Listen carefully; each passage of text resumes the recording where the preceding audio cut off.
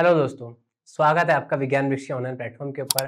तो आज हम इस वीडियो में करने वाले हैं आईआईटी जैन के इलेक्ट्रोकेमिस्ट्री में अब तक जितने भी क्वेश्चन आए हुए हैं उनका सॉल्यूशन। तो इस वीडियो सॉल्यूशन में आपको सारे क्वेश्चन दिख जाएंगे 2005 से लेके 2025 तक के लिए। ठीक है, चलिए तो हम स्टार्ट करते हैं इस वीडियो को। तो फर्स्ट क्वेश्चन जो आपकी स्क्रीन पे है वो यहाँ पर है ये। तो इसमें हम आपको कहते हैं कि ई नॉट आपको दे रखा है कि Fe2+ से Fe के लिए ये है, Fe3+ से Fe2+ के लिए भी गिवन है। अब आपको पूछा है कि Fe3+ से Fe के लिए क्या होगा ये बताइए। तो देखो इसमें हम कैसे करते हैं।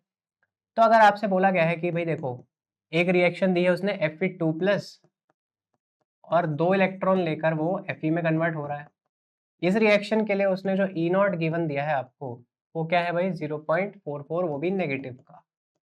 क्लियर है भाई। ये मान लो मैं कह रहा हूँ ई नॉट 1 है, ठीक है। सेकेंड ई नॉट उसने दिया है किस रिएक्शन के लिए, Fe3+ से एक इलेक्ट्रॉन लेकर वो Fe2+ में कन्वर्ट हो गया। बिल्कुल भाई, बहुत बढ़िया बात है। इसके लिए उसने ई नॉट 2 क्या दिया है 0.77 वोल्ट। बिल्कुल। अब हमें देखो उसने पूछा क्या है Fe3+ से Fe के बीच में कैसे कन्वर्जन होगा। तो देखो अगर मैं इस रिएक्शन को टोटल कर दूं, ठीक है, इस रिएक्शन को मैं यहाँ पर अब टोटल करने जा रहा हूँ। तो देखना ये 2 इलेक्ट्रॉन और 1 इलेक्ट्रॉन ऐड होकर यहाँ पर क्या बन जाएंगे 3 इलेक्ट्रॉन। ठीक है, ये देखो ये Fe2+ लेफ्ट और राइट वाले में काट सकता हूँ तो आपको क्या दिखेगा Fe3+ 3 इलेक्ट्रॉन लेकर Fe में कन्वर्ट हो रहा है और इसके लिए मैं कहूंगा E03 और यही आपसे पूछा गया है। तो मेरी वही रिएक्शन बन गई जो मुझसे पूछी गई थी Fe3+ से Fe के लिए, बिल्कुल सीधी सीधी, कोई मुझे चेंज वेंज नहीं करना है, कुछ भी यहाँ पर पगेबाजी नहीं करनी है। तो अगर मुझे E03 निकालना है तो मैं इसको कैसे इक्वेट कर सकता हूँ, N03 is equal to N3 E03 is equal to N1 E01 plus N2 E02। ठीक है, ये भाई कैसे आता है, जब आप डेल्टा जी को ऐड करते हो, delta G3 is equal to delta G1 plus delta G2 और उसका डेरिवेशन करते हो तो उसके बाद ये रिजल्ट आपको दिखाई देता है। अब देखो N1 क्या है 2 इलेक्ट्रॉन, N2 क्या है 1 इलेक्ट्रॉन और N3 क्या है 3 इलेक्ट्रॉन। ये E01 है, ये E02 है, बस सब कुछ आ रखा है आपके पास। E03 निकाल लो। E03 क्या है भाई 2 मल्टीप्लाई विद E01 की वैल्यू है -0.44 प्लस N2 क्या है 1 इलेक्ट्रॉन, E0 आपका 0.77 होल डिवाइड बाय ये आपका 3 से हो जाएगा। क्लियर है भाई। तो जब आप इसको सॉल्व करोगे तो जो आपकी वैल्यू आने वाली है वो आने वाली है -0.036 वोल्ट। ठीक है, तो देख लो कहां पर है आपका आंसर, ऑप्शन सी मुझे दिखाई दे रहा है बिल्कुल करेक्ट आंसर। ठीक है, बड़ा आराम से कर लोगे इस क्वेश्चन को, कोई प्रॉब्लम नहीं आएगी। बस ध्यान रख लेना कि भाई आप ये जो प्लस कर रहे हो ना यहाँ पर माइनस का साइन लेकर चलना है। अगर यहाँ पे कोई माइनस है जैसे ये तो इसको लेकर चलना है। वैसे भी लॉजिकल बात समझो, 0.44 को डबल करोगे तो 0.88 बनता है। ठीक है, पॉजिटिव में तो आंसर आ ही नहीं सकता था, इसको तो बिना सॉल्व करे भी काट देते हैं आराम से। देखो माइनस का 0.88 आ रहा है और उसमें आप 0.77 ऐड कर रहे हो, समझ रहे हो मेरी बात को, तो भी ओवरऑल वैल्यू तो अभी भी नेगेटिव ही है ना। अब ओवरऑल वैल्यू तो अभी भी नेगेटिव है, फिर उसके बाद चाहे आप डिवाइड बाय 3 कर लो चाहे डिवाइड बाय 7 कर लो, कुछ भी करते रहो आएगा तो आंसर फिर नेगेटिव में ही ना। तो पॉजिटिव तो वैसे भी नहीं हो सकता था, तो ऑप्शन सी आपका यहाँ से करेक्ट आंसर हो गया। चलिए अगले क्वेश्चन में बात करते हैं हम यहाँ पर। देखो इस क्वेश्चन में आपसे क्या कह रहा है, वो कह रहा है the statement that is correct for both electrochemical और गैल्वेनिक सेल और इलेक्ट्रोलिटिक सेल। ठीक है, यानी दोनों इलेक्ट्रोकेमिकल सेल के लिए जो दोनों बातें दोनों के लिए करेक्ट स्टेटमेंट हो आप वो बताइए। तो देखो अगर मैं इस फॉर्मूले की बात करूं ना, ये देखो ये delta G is equal to minus NFE, ये इररेस्पेक्टिव होता है। ठीक है, ये इररेस्पेक्टिव होता है सेल के, मतलब इसमें ऐसे कोई फर्क नहीं पड़ता है आप भाई यहाँ पर गैल्वेनिक सेल की बात कर रहे हो या फिर इलेक्ट्रोलिटिक सेल की बात कर रहे हो। तो मुझे पता है कि ये बात तो बिल्कुल सही है ना। अब फ्री एनर्जी जो होती है वो दोनों में डिक्रीज करती है, ये बात गलत है। क्यों, क्योंकि देखो जब आप बात करते हो गैल्वेनिक सेल के लिए तो वहां E0 जो होता है आपका वो पॉजिटिव होता है, लेकिन जब आप इलेक्ट्रोलिटिक के लिए बात करते हो तो वहां E0 सेल आपका नेगेटिव होता है। तो इसीलिए यहां तो डेल्टा जी आपका नेगेटिव आता है, लेकिन इस जगह पर आपकी डेल्टा जी पॉजिटिव होती है, क्योंकि ये रिएक्शन स्पॉन्टेनियस नहीं होती है, ये आपने जबरदस्ती करवाई है ना। ये रिएक्शन तो आप जबरदस्ती करवा रहे हो भाई, वो तो नहीं चाहता है रिड्यूस होना या फिर ऑक्सीडाइज होना, आप जबरदस्ती करवा रहे हो। अब जबरदस्ती करवाओगे तो ऑब्वियस सी बात है कि फ्री एनर्जी दोनों में डिक्रीज तो नहीं हो सकती है, एक में डिक्रीज होगी तो एक में इंक्रीज होगी ही होगी, तो ये बात गलत हो गई। वो कह रहा है cell potential are temperature independent. भाई सेल टेम्परेचर जो भी, सेल पोटेंशियल जो भी होता है आपका ई, जब आप नर्स्ट इक्वेशन निकालते हो तो ई आपका क्या होता है, E naught minus R T by N F होता है कि नहीं होता, यानी यहाँ टेम्परेचर की एक टर्म आती ही आती है, तो सीधी बात है कि इंडिपेंडेंट तो हो ही नहीं सकता। भाई आप ई नॉट को भी तो जब निकालते हो तो वो भी तो एक फिक्स टेम्परेचर पे ही निकालते हो ना, कि सर जो ई नॉट सेल होता है मेरा वो हम डिफाइन करते हैं एट 298 केल्विन। अब फिक्स कर देते हो कि ये केल्विन टेम्परेचर जो है फिक्स है, अगर टेम्परेचर चेंज कर दोगे तो वैल्यू चेंज हो जाएगी, तो ये टेम्परेचर इंडिपेंडेंट नहीं होता है, डिपेंडेंट होता है। और जब आप बात करते हो गैल्वेनिक सेल में तो केमिकल एनर्जी कन्वर्ट होती है इलेक्ट्रिकल एनर्जी में, लेकिन इलेक्ट्रोलिटिक सेल में आप इलेक्ट्रिकल एनर्जी देकर कन्वर्ट करते हो उस इलेक्ट्रिकल एनर्जी को केमिकल एनर्जी में। यानी देखो जब आप मोबाइल चार्जिंग वगैरह देखते हो ना, मोबाइल चार्जिंग में आप कर क्या रहे हो, पहले आप क्या कर रहे हो, आप ना पहले एक सेल को इलेक्ट्रोलिटिक सेल की तरह बिहेव करा रहे हो, मतलब आप जबरदस्ती इलेक्ट्रिसिटी दे देके पहले रिएक्शन वापस करवाते हो, ठीक है, ताकि ये सेल मेरा वापस से पूरा बन जाए। फिर उसके बाद जब चार्जिंग पूरी हो जाती है, फिर आप चार्जिंग जब निकाल देते हो तो अब क्या होता है, ये सेल वापस से क्या होता है, गैल्वेनिक में कन्वर्ट हो जाता है, यानी अब ये रिएक्शन फिर से फॉरवर्ड में जाती है और इलेक्ट्रिसिटी को प्रोड्यूस करती है ना। इसी चीज को तो यूज करते हो बैटरीज के रूप में, और यही चीज आपकी मोबाइल चलाती है, या फिर कोई भी जनरेटर वगैरह आप जो भी चीजें चलाते हो वो सब इसी, जनरेटर तो चलो अलग थोड़ा सा कॉन्सेप्ट हो गया, पर जनरली आप जो बैटरीज यूज करते हो वो सब इसी कॉन्सेप्ट पे तो चलती हैं। तो ये बात बिल्कुल गलत है कि दोनों के लिए एक जैसी होगी, ठीक है। चलिए अगले क्वेश्चन की बात कर लेते हैं। तो देखो इस क्वेश्चन के बारे में बता देता हूं एक बार आपको, जब भी आपसे आयनिक स्ट्रेंथ के बारे में पूछा जाए ना, तो कभी भी आपको यहाँ पर आयनिक स्ट्रेंथ के बारे में पूछा जाए तो हमेशा एक टेबल याद रखना, ठीक है। ए बी अगर आपका यूनिवैलेंट है, ठीक है, यूनिवैलेंट का क्या मतलब हो गया जी, मतलब ए का भी चार्ज पॉजिटिव 1 है और बी का नेगेटिव 1 है, मतलब दोनों ही +1 और -1 की फॉर्म में है। तो ऐसे में आपकी जो आयनिक स्ट्रेंथ आती है वो m के ही बराबर आ जाती है, यानी जो भी आपको मोलर कॉन्सेंट्रेशन दे रखी होगी उसी के बराबर आपकी आयनिक स्ट्रेंथ हो जाएगी। अगर आपका सॉल्ट AB2 टाइप का है जिसमें से A+2 है, एक -1 है, या फिर ये उल्टा भी हो सकता है, A2B भी हो सकता है, क्लियर है।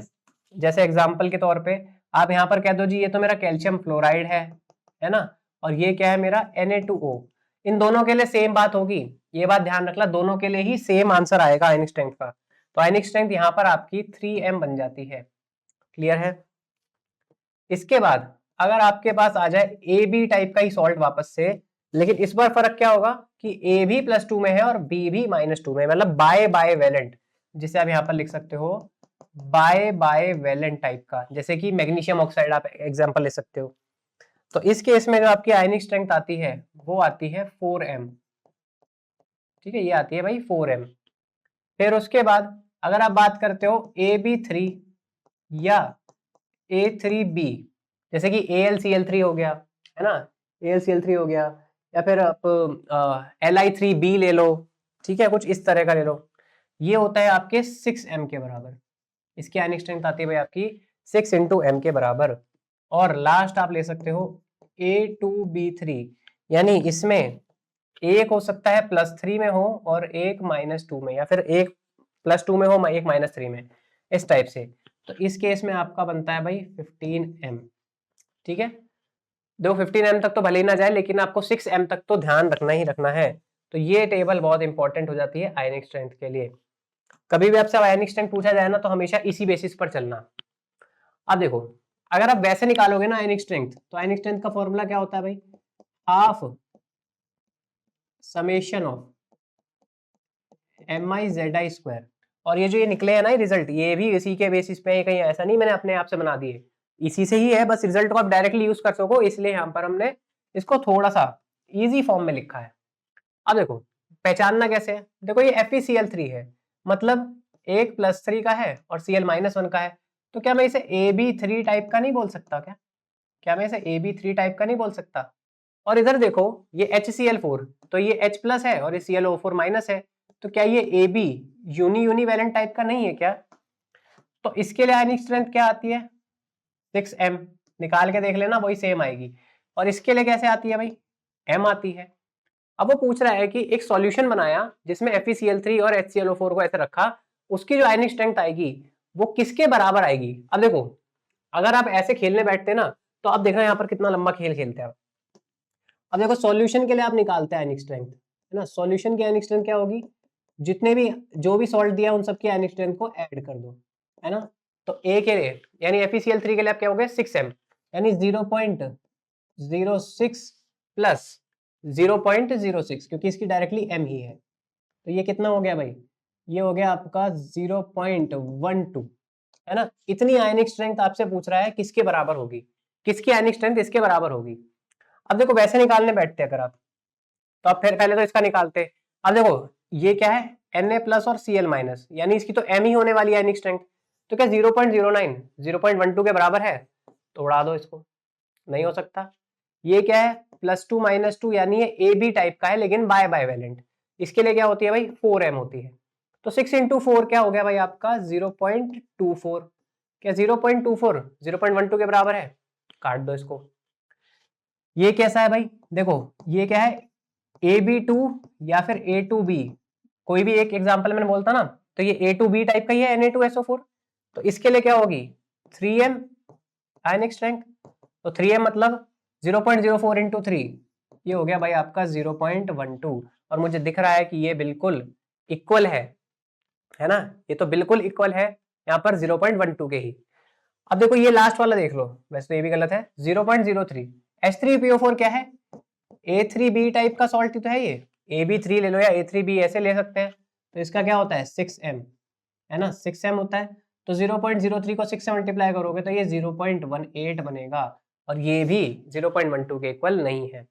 अब देखो इस टेबल के अकॉर्डिंग हमने जब करा तो इस क्वेश्चन को सिर्फ 2 मिनट लगे करने में, लेकिन अगर आप यहाँ आप MI/ZI² के साथ खेल खेलते ना पूरा, तो इस क्वेश्चन को ही आप करते करते कम से कम 7-8 मिनट वेस्ट कर दोगे।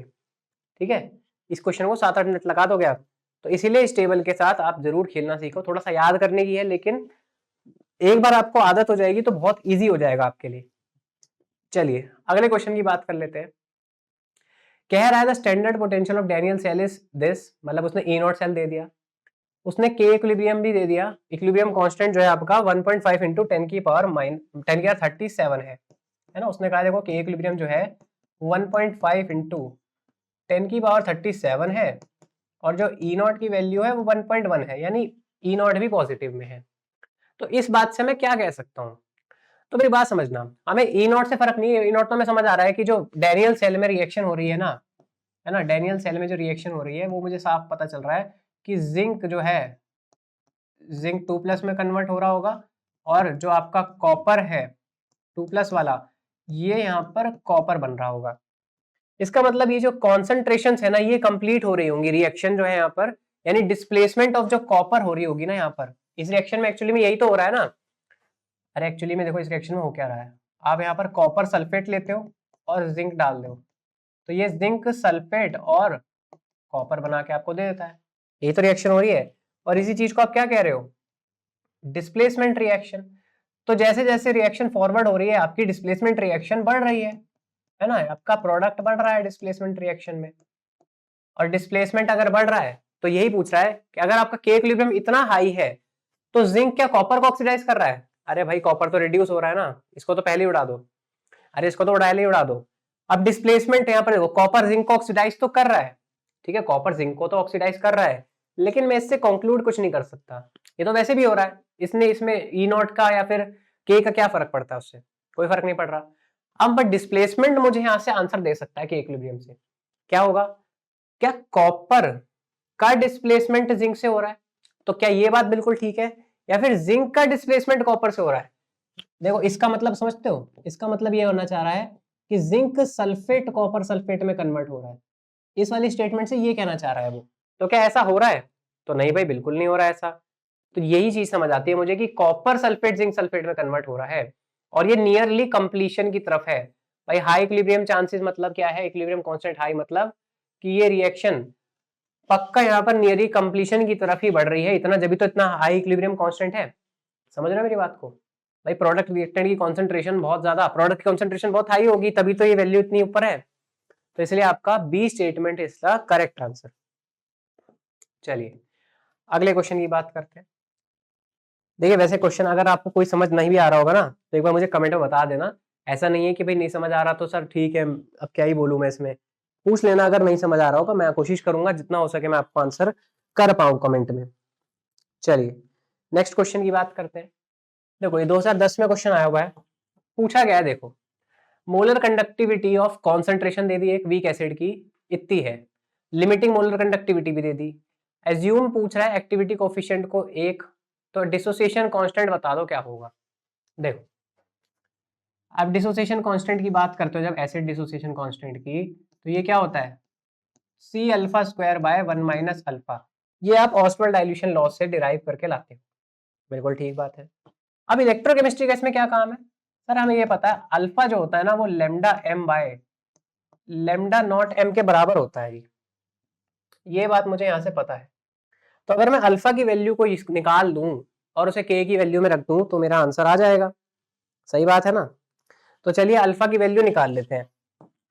तो अल्फा की वैल्यू देखो कैसे निकलेगी, लेमडा एम देखो कितना गिवन है आपको 0.05 है ना, तो 0 पॉइंट या तो देखो 0.05 लिख लो या फिर इसे 5 इंटू 10 की पावर में लिखना स्टार्ट करो, ये थोड़ा इजी होता है सॉल्व करना। तो 0.05 को मैं यहाँ पर क्या लिख सकता हूँ 5 इंटू 10 की पावर -3। लेमडा ये तो हो गया आपका जो मोलर कंडक्टिविटी गिवन थी। अब वो कह रहा है इनफाइनाइट डाइल्यूशन पे जो मोलर कंडक्टिविटी है वो 0.05 है, यानी 5 इंटू 10 की पावर -2 है।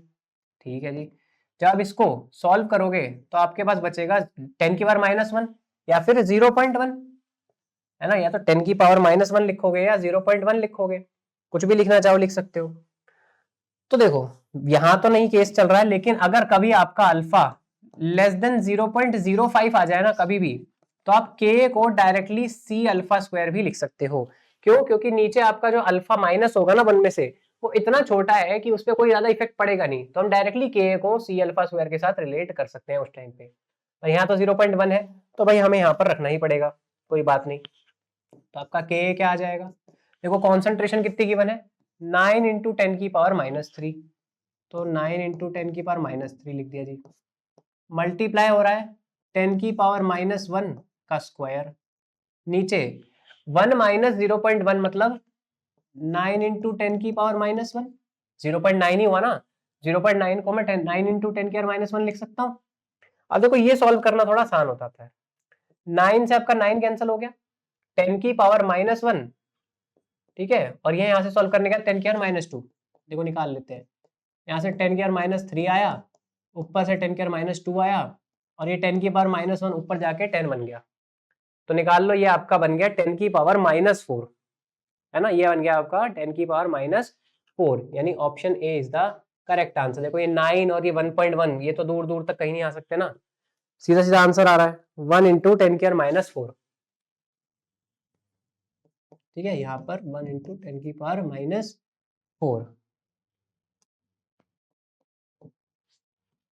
चलिए आई होप आपको ये क्वेश्चन में आंसर समझ आ गया होगा कि कैसे निकला है। इस तरह से करोगे जल्दी सॉल्व होगा, बाकी वैसे करना चाहो वैसे भी कर सकते हो जैसे आप कर रहे हो।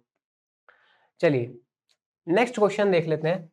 ये 2012 में आपसे पूछा गया है, बोल रहा है कॉन्सेंट्रेशन सेल है एक, 2 हाइड्रोजन इलेक्ट्रोड्स को 2 डिफरेंट प्रेशर पे यूज किया गया है।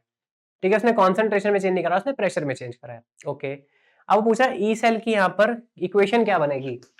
तो देखो सबसे पहले हम यहाँ पर कैथोड और एनोड इन दोनों के लिए रिएक्शन लिख लेते हैं, कैसे दिखेगी। देखो कैथोड क्या है यहाँ पर, ये जो कि प्रेशर हाइड्रोजन P2 के साथ चल रहा है, तो यहाँ पर क्या होगा कैथोड पे आपका जो H+ होगा 2H+, वो 2 इलेक्ट्रॉन लेंगे और H2 में कन्वर्ट हो जाएंगे, और इसका प्रेशर क्या है जी P2 है। ओके, अब बात कर लेते हैं चलिए एनोड की। एनोड पे क्या हो रहा होगा, जो आपका H2 होगा वो यहाँ पर 2H+ में कन्वर्ट हो रहा होगा और 2 इलेक्ट्रॉन को रिलीज कर रहा होगा, इसका प्रेशर क्या है जी P1 है। ओके, अब फाइनल इक्वेशन जो आपकी बनेगी देखो वो कैसी दिखेगी, बस यहां तक ही काम करना है, इसकी इक्वेशन तक सॉल्व कर लो, उसके बाद कुछ काम नहीं है। देखो 2H प्लस और 2 इलेक्ट्रॉन ये एग्जैक्टली कैंसिल हो जाएंगे और मेरे पास क्या बचेगा, H2 जो होगा P1 वाला वो मूव कर रहा होगा H2P2 की तरफ।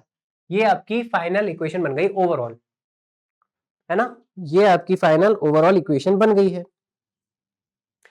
अब देखो जब भी आपके कॉन्सेंट्रेशन सेल आ जाते हैं ना, तो आपका जो ई नॉट सेल होता है वो जीरो हो जाता है।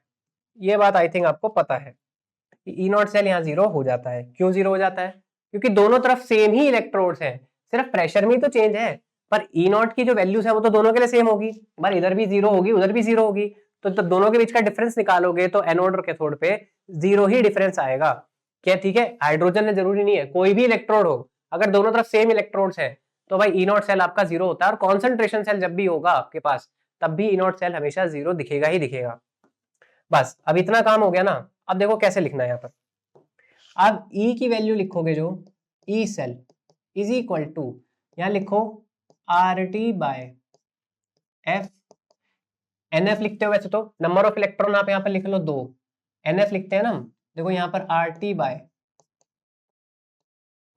NF LN, ठीक है LN, जो भी लेफ्ट साइड में लिखा है, ठीक है, जो भी आपकी कॉन्सेंट्रेशन लेफ्ट साइड की लिखी है डिवाइड कर दो उसे कॉन्सेंट्रेशन ऑफ राइट साइड से, सीधा सीधा ई सेल इस तरह से लिख दो, और ये आपका पॉजिटिव में ही आएगा, ठीक है, ये आपका पॉजिटिव में ही आएगा, ठीक है। कैसे आ रहा है डिराइव होकर, अगर ढंग से देखोगे तो E cell is equal to 0 minus RT by, मैं यहाँ पर NF लिखता, NF लिख रहा हूं मैं यहाँ पर, LN आप क्या लिखते हैं प्रोडक्ट P2 बाय P1, ये माइनस साइन में अगर अंदर ले जाऊं तो आप यही लिखोगे ना, RT by NF LN P1 by P2, सीधी बात है ना, ऐसे ही लिखोगे कि नहीं लिखोगे।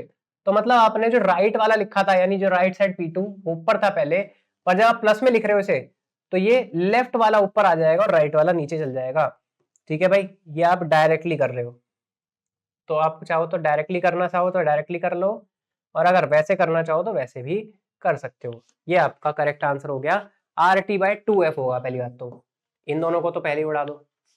फिर आपका P1 ऊपर है तो ये वाला भी गलत हो गया, है ना, तो ऑप्शन नंबर डी आपका करेक्ट आंसर हो जाएगा, ठीक है। इस चीज का ध्यान रख लेना, कभी भी सॉल्व करोगे प्लस में निकालना हो तो RT बाय NF करो, LN जो भी कॉन्सेंट्रेशन लेफ्ट साइड में दिए दो दो चीजों की, देखो यहाँ तो प्रेशर ही दिया था, मान लो यहाँ पर आयंस भी इन्वॉल्व हो रहे होते हैं, कोई आयन इन्वॉल्व हो रहा होता है ऐसे, तो उसको भी आप यहाँ पर मल्टीप्लाई करोगे लेफ्ट वाले और नीचे राइट वाले को, ठीक है। आई होप आपको समझ में आ गया होगा क्या करना है यहाँ पे। चलो अगले क्वेश्चन पे चलते हैं। देखो फिर से आयनिक स्ट्रेंथ का क्वेश्चन, देखो ठीक है, आयनिक स्ट्रेंथ का ही क्वेश्चन है। देखो फिर से पूछ रहा है मोलैलिटी ऑफ, इस सॉल्यूशन की क्या होगी जिसमें सेम आयनिक स्ट्रेंथ हो 1 मोल पर किलोग्राम सॉल्यूशन ऑफ KCl की। देखो आपको ये पता है कि जो NH42 SO4 है ये क्या है, एक तरह का A2B टाइप का सॉल्ट है ना, A2B टाइप का है ना, ये देखो ये +1 में है और ये -2 में है, तो A2B सॉल्ट है। और जो ये KCl है ये कैसा है भाई, एक AB यूनिवैलेंट सॉल्ट है। अब इन दोनों की वो आयनिक स्ट्रेंथ सेम कर रहा है, तो A2B के लिए आपकी जो मोलैरिटी, आप जो आयनिक स्ट्रेंथ निकालते हो क्या होती है भाई 3m, ठीक है, ये 3m लिख रहा हूं 1, ये बराबर है आपकी KCl वाले के लिए आयनिक स्ट्रेंथ के, जो कि होती है M2, है ना, उसके लिए सिर्फ m ही आएगी ना, तो मैं 3m1 is equal to M2 ये लिख सकता हूं। और अगर मैं ये लिख रहा हूं तो M2 की वैल्यू तो उसने गिवन दी है ना, 1 है, तो मैं m ऑफ NH4 2SO4 के लिए निकाल सकता हूं कि 1/3 होगी, मैं निकाल सकता हूं ना, ये कुछ नहीं करा मैंने, ये M1 3 को नीचे ले आया बस, और M2 की वैल्यू 1 रख दी मैंने, M2 की वैल्यू यहाँ पर 1 ही दी है ना, तो आपका 1/3 मोल पर किलोग्राम, मोल पर किलोग्राम मतलब मोलल, ठीक है, मोल पर किलोग्राम, ये आपका करेक्ट आंसर हो जाएगा। चलिए आई थिंक समझ में आ गया होगा। अब देखो किसी ने मान लो इसको 2m ले लिया हो, ठीक है, तो उसके बेसिस पे भी आंसर दिया है, किसी ने यहाँ पर कुछ 5m और ये 2m वगैरह किस हिसाब से बेसिस से दिया है आंसर, लेकिन आपको मेरे ख्याल से लॉजिक समझ आ गया होगा कि किस तरह से फटाफट इसके आंसर होते हैं। चलिए इस क्वेश्चन को देखते हैं एक बार। देखो ये जैन 2013 में आपसे पूछा गया है के इक्विलिब्रियम की वैल्यू पूछ रहा है एक तरह से, और 10 की पावर x में दी है उसने खुद ही, तो बोल रहा है x की वैल्यू क्या होगी ये बता दो। तो कभी भी आपसे के इक्विलिब्रियम पूछ लेना, के इक्विलिब्रियम तो वो होता है 10 की पावर, ठीक है, यहां पर देखो मैं ऐसे लिख देता हूं, के इक्विलिब्रियम जब भी पूछे वो होता है आपका 10 की power n into E naught cell divide by 0.0591, और ये होता है आपका वैलिड एट 298 केल्विन। ठीक है, अगर डायरेक्टली 298 केल्विन पे पूछे तो सीधा इसमें बस वैल्यूज को रख दो, आंसर आ जाएगा। और जनरली आपसे 298 केल्विन पे ही पूछा जाता है, तो इसलिए ये वाला फॉर्मूला आपका डायरेक्ट लगेगा। बाकी इसका डेरिवेशन होता है वो आप जानते ही होंगे, पर मैं इसको डायरेक्टली यूज करने वाला हूं। अब नंबर ऑफ इलेक्ट्रॉन पहले मुझे निकालने पड़ेंगे, तो देखो कैसे निकलेंगे।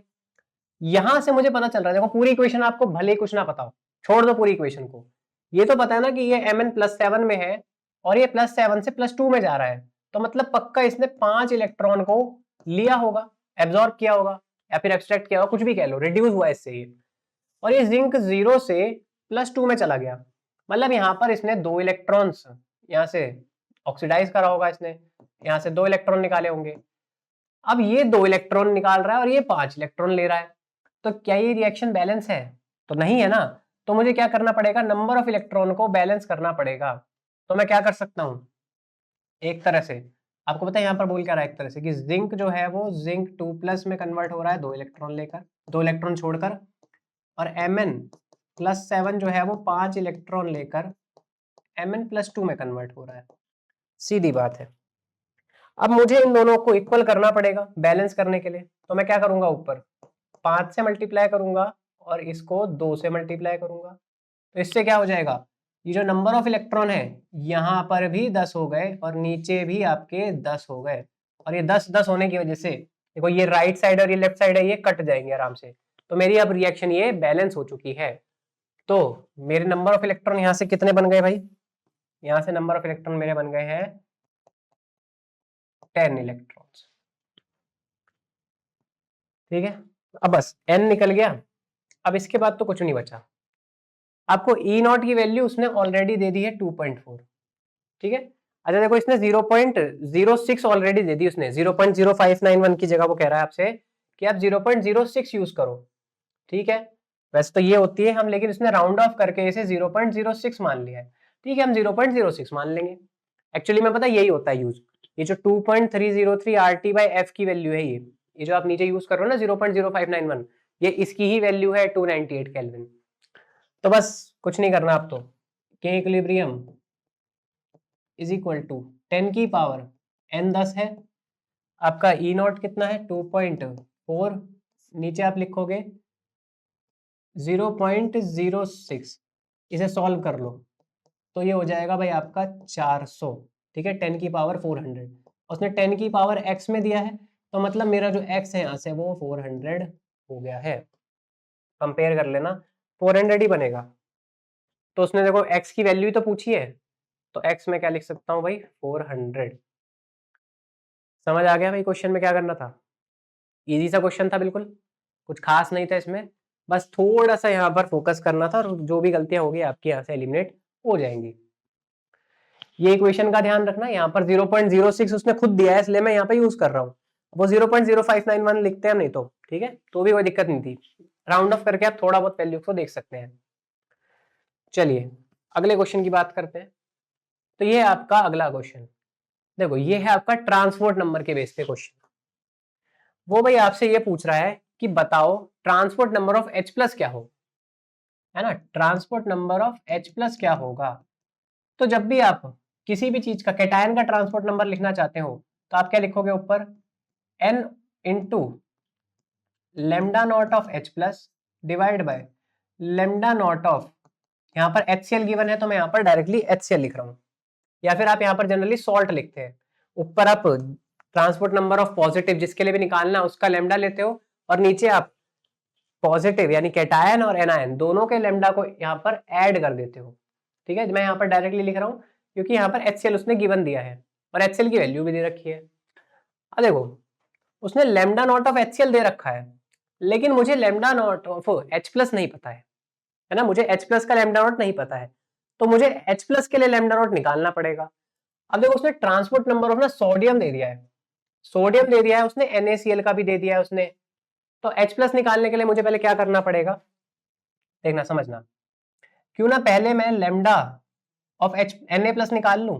देखो transport number of Na plus जो होता है वो क्या होगा, lambda naught of Na plus, n तो यहाँ पर 1 ही है भाई, NaCl में आपका एक ही Na आ रहा है ना, तो आप एक ही लिखोगे ऊपर, और NaCl के लिए देखो नीचे वैल्यू लिख दोगे, है ना। NaCl की वैल्यू उसने गिवन दी है, कितनी दी है भाई उसने, 96.9 दे रखी है। ट्रांसपोर्ट नंबर ऑफ सोडियम कितना दे रखा है, 0.463। तो मेरा जो लेमडा होगा सोडियम प्लस का वो कितना हो गया, 0.463 मल्टीप्लाई विद 96.9। ठीक है, मैं अभी इसको एज इट इज लेके चल रहा हूं, ये मेरी एक इक्वेशन बन गई 1। ओके, सोडियम का मुझे मिल गया। अब आप सोच रहे हो सर सोडियम का क्यों निकाल लिया, सोडियम का निकाल के क्या मिल जाएगा हमें। तो देखो अगर मैं lambda naught of HCl minus कर दूं लेमडा नॉट ऑफ NaCl, ठीक है, ऐसा कर दूं, तो मुझे Cl और Cl की वैल्यूज तो कम होती हुई दिख जाएंगी, है ना। इन दोनों में से मुझे Cl तो कट जाएगा यहां से, सिर्फ मुझे lambda naught of H plus minus lambda naught of Na plus मिल जाएगा। और इसका डिफरेंस क्या होगा भाई, HCl की वैल्यू कितनी है 192 और NaCl की कितनी है 96.9। तो बस इसे सॉल्व कर लेना, 192 माइनस 96.9, तो ये सॉल्व करने के बाद जो वैल्यू आ रही है ये आपकी आएगी 95.1। ठीक है, और ये डिफरेंस किसका आया है, lambda naught of H plus minus lambda naught of Na plus का। अब देखो यहां से मुझे अब एक फायदा हो गया, Na प्लस का लेमडा नॉट तो मुझे पता है ना ऊपर से, अगर मैं यहाँ वैल्यू रख दे और इसे प्लस में ले जाऊं तो मुझे H प्लस का लेमडा नॉट मिल जाएगा, और H प्लस का लेमडा नॉट मिल गया तो मैं यहाँ पुट कर दूंगा, HCl की वैल्यू मुझे मालूम ही है। तो चलिए HCl के H प्लस के लिए निकालते हैं। तो H प्लस का लेमडा नॉट क्या होगा 95.1 प्लस ये 0.463 इंटू, इसको मैं एज इट इज रख देता हूँ, 0.463 इंटू 96.9। ठीक है, ये आ गया भाई lambda naught of H plus, directly आ गया। अब मैं क्यों ना इसी चीज को पुट कर दूं इस वाली इक्वेशन में, तो देखो क्या बनेगा अभी। तो n तो 1 ही है यहाँ पर H प्लस के लिए भी HCl में, तो उसको छोड़ दो। तो यहाँ आप लिखोगे 95.1 प्लस 0.463 मल्टीप्लाई विद 96.9। ठीक है, और नीचे आप किसकी वैल्यू लोगे भाई, HCl की वैल्यू लोगे। HCl की कितनी वैल्यू है 192।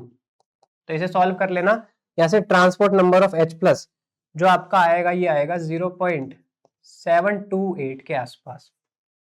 अब देख लो पहले उसने कुछ यहाँ पर कंडीशन वगैरह दी है क्या, वैसे तो उसने कुछ दिया नहीं है कि कितने डेसिमल में चाहिए, पर हम इसे राउंड ऑफ कर सकते हैं, है ना। वैसे तो दिया नहीं है लेकिन फिर भी आप राउंड ऑफ करके इसे 0.73 लिख सकते हैं, तो ये आपका यहाँ से करेक्ट आंसर हो जाएगा।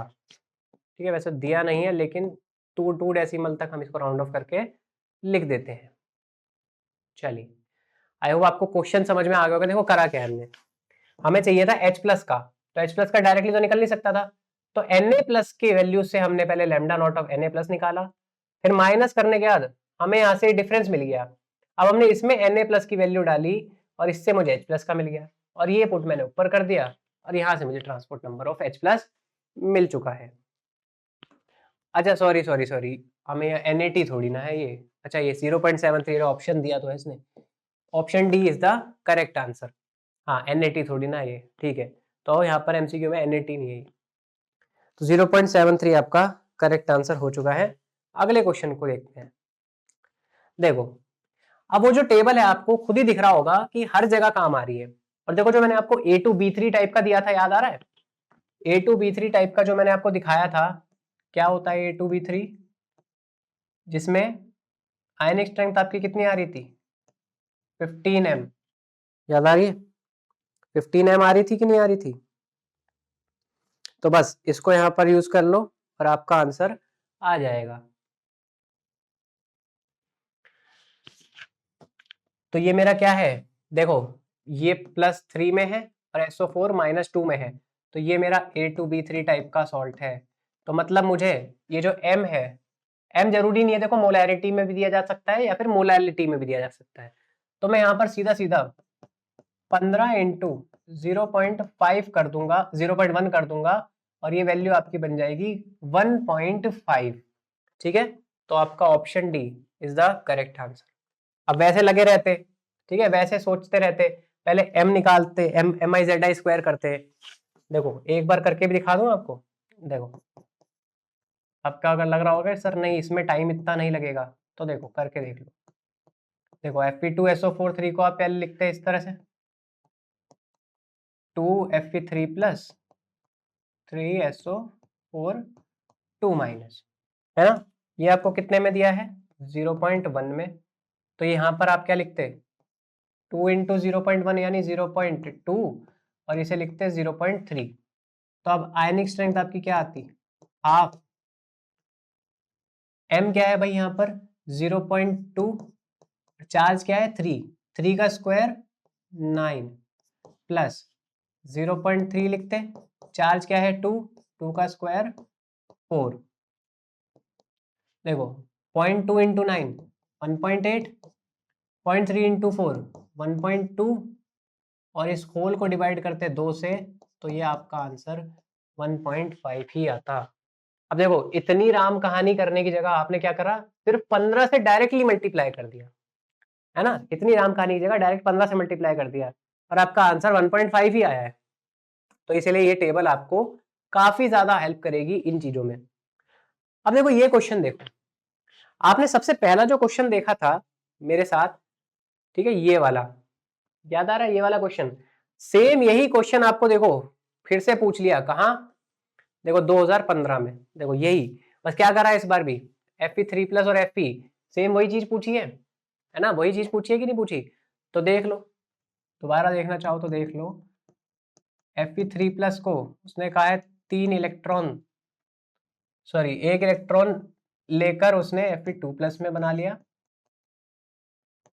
और इसके लिए E0 देखो उसकी वैल्यूज भी शायद चेंज नहीं होगी, ठीक है, वैल्यूज शायद सेम ही रहेगी, हाँ सेम ही आई थिंक। दूसरा क्या बोल रहा है वो, फिर Fe2+ 2 इलेक्ट्रॉन लेकर Fe में कन्वर्ट हो रहा है, इसके लिए E02 जो है आपकी वही -0.44 है, ठीक है। और ये आपसे जो फाइनली पूछ रहा है वो क्या बनेगी, देखो Fe2+ से Fe2+, Fe3+ यहाँ से 3 इलेक्ट्रॉन लेकर आयरन बना रहा है, और इसी चीज के लिए E0 आपसे पूछी गई है। तो भाई अभी हमने इसको सॉल्व करके देखा था कि E03 जो आपकी आ रही थी वो कितनी थी, 0.77 -2 इंटू, ओके प्लस, सॉरी क्योंकि हम माइनस अंदर ले रहे हैं ना, और नीचे 3 इलेक्ट्रॉन, ये आपका कितना आ रहा था, -0.036 वोल्ट, है ना। अब देखो उसने यहाँ पर NAT में पूछ लिया ये क्वेश्चन बस, है ना, NAT में पूछ लिया है। अब वैसे इसने यहाँ पर दिया नहीं है 3 डेसिमल तक लेना है कि नहीं, लेकिन यहाँ पर सारी वैल्यू 2 डेसिमल में ही दी गई है, तो चलिए इसको भी मैं 2 डेसिमल में ही कन्वर्ट कर लेता हूँ। तो मैं ऐसा लिख सकता हूँ -0.03 लिख लो, या तो या 0.4 लिख लो, कुछ भी लिख सकते हो, -0.04 लिख लो या 0.3 लिख लो, दोनों ही आपका करेक्ट आंसर होगा। अगर उसने कुछ नहीं दिया है तो, नहीं तो आप पूरा एग्जैक्ट आंसर लिख दो तो भी कोई दिक्कत नहीं है, -0.036, ठीक है। चलिए अगला क्वेश्चन देखते हैं। देखो इस क्वेश्चन में पूछ रहा है आपसे, the concentration of potassium ion inside a biological cell is 20 times higher than outside. तो मैग्नीट्यूड ऑफ पोटेंशियल डिफरेंस बताओ बिटवीन द टू साइड्स। तो देखो आपको ये पता है कि यहाँ पर जो पोटेशियम होगा वो 1 इलेक्ट्रॉन लेकर पोटेशियम में कन्वर्ट हो जाएगा, पोटेशियम प्लस से। तो E0 E1 क्या होगा आपका, E01 माइनस, उसने देखो 0.059 को 59 मिली वोल्ट लिखा है, इलेक्ट्रॉन को 1 लिख सकता हूं मैं, उसने ऐसे दिया है, मैं 0.059 लिख लूं, कोई दिक्कत तो नहीं, 59 मिली वोल्ट भी यही हो गया ना, तो यही बात है। साथ में लॉग, अब देखो उसने कहा है कि ये आउटसाइड वाली जो है, अगर मैं मान लो उसे एक्स कह देता हूं, ठीक है, जो के प्लस आउटसाइड वाला है, अगर मैं उसे, ये आउटसाइड वाला है उसे मैं एक्स कह देता हूं, ठीक है, ये आपकी 1 बन गई। तो जो इनसाइड वाली होगी E2 0.059 लॉग, वो क्या है 20 टाइम्स ऑफ एक्स। तो मेरे पास यहां से दो इक्वेशन बन चुकी है, एक इक्वेशन तो ये बन गई और एक इक्वेशन ये वाली बन गई, है ना, ये दो इक्वेशन बन गई। अब देखो दोनों का जो ई नॉट होगा वो तो सेम ही होगा ना, क्योंकि है तो दोनों ही पोटेशियम, तो ई नॉट तो सेम होगा, तो मैं इसे हटा सकता हूं। तो मुझे डेल्टा ई निकालना है अगर, तो मैं क्या लिख सकता हूं, E2 माइनस E1, है ना, ये लिख सकता हूं, सही बात है भाई, E2 माइनस E1 लिख सकता हूं। तो जब डेल्टा ई निकालने के लिए तो बोल रहा है, तो डेल्टा ई आपका क्या हो जाएगा, -0.059, है ना, 0.059, माइनस का कॉमन ले लिया मैंने, लॉग, ये क्या बनेगा 1/20x डिवाइड बाय 1/x। सही लिख रहा हूं कि नहीं लिख रहा हूं, देखो थोड़ा समझना, मैंने क्या करा है, -0.059 को कॉमन ले लिया, ठीक है, ये 2.303 RT/F की वैल्यू 59 मिली वोल्ट थी ना, तो मैंने ऐसे लिया है। अगर मैं लॉग, देखो माइनस को कॉमन ले रहा हूं, तो log a minus log b, इसको मैं लॉग a/b लिख सकता हूं, देखो log a minus log b, इसको मैं log a/b लिख सकता हूं ना, तो मैंने ऐसे ही करा है, log a/b लिख दिया। अब देखो ये x से x कट गया और यहाँ पर वैल्यू आपकी 1/20 रह जाएगी, तो आपको सीधा सीधा सॉल्व करना है 0.059 log 1/20, और जब आप इसको सॉल्व करोगे तो यहाँ से जो आपका डेल्टा ई आ जाएगा, ठीक है, ये मिली वोल्ट में होगा, और आपसे मिली वोल्ट में ही पूछा है, चलिए इसको मिली वोल्ट में कन्वर्ट कर लेते हैं, तो मैं इसे 59 मिली वोल्ट लिख देता हूँ, 59 इंटू log 1/20। अब इसे सॉल्व कर लेना, जब आप इसको सॉल्व कर लोगे तो जो आपकी वैल्यू आएगी वो अप्रोक्स आएगी 77 मिली वोल्ट के, ठीक है। आई होप आपको ये सॉल्व करना तो आता ही होगा। कैसे सॉल्व करते हैं, log 1/20 की वैल्यू रखना, उसे -59 से मल्टीप्लाई कर देना, ठीक है, उसे -59 से मल्टीप्लाई कर देना, तो देखो log 1/20 की वैल्यू माइनस में आएगी, माइनस माइनस यहाँ पर प्लस हो जाएगा, तो ये 77 मिली वोल्ट आपका पॉजिटिव में ही आएगा, ठीक है, जीरो तो नहीं हो सकता, जितनी वैल्यूज नहीं आएंगी, आपका आंसर 77 मिली वोल्ट आ चुका है। चलिए अगला क्वेश्चन देख लो, ये है आपका जैम 2017 का क्वेश्चन। आपसे बोल रहा है for a cell reaction, lead में उसने Hg2Cl2 मिलाया, PbCl2 बना, और एक रिएक्शन दी उसने, उसने del E naught by del T की वैल्यू भी दे दी, पूछ रहा है एंट्रोपी चेंज बताओ जी क्या होगा। तो हम ये जानते हैं एंट्रोपी चेंज का जो फॉर्मूला होता है, ठीक है, ये होता है आपका N into F del E by del T at constant pressure, basic सा है बिल्कुल फॉर्मूला, कई बार आपने इसको पढ़ा भी होगा।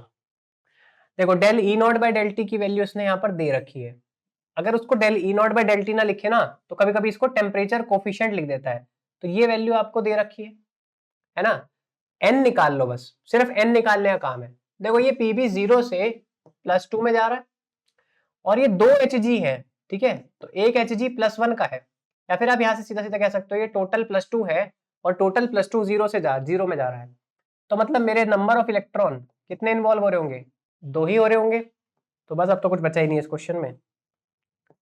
एन को रखो 2, क्या एफ की वैल्यू दे रखी है, देखो 96500 दे रखी है उसने, तो हम वही लेंगे, और इसकी वैल्यू दी है उसने 1.45 इंटू 10 की पावर -4, ठीक है। तो इसको सॉल्व कर लेना बस। जब आप इसको सॉल्व करोगे, जब यहाँ पर आप इसको सॉल्व करोगे, तो जो आपका डेल्टा एस नॉट आएगा ये आ जाएगा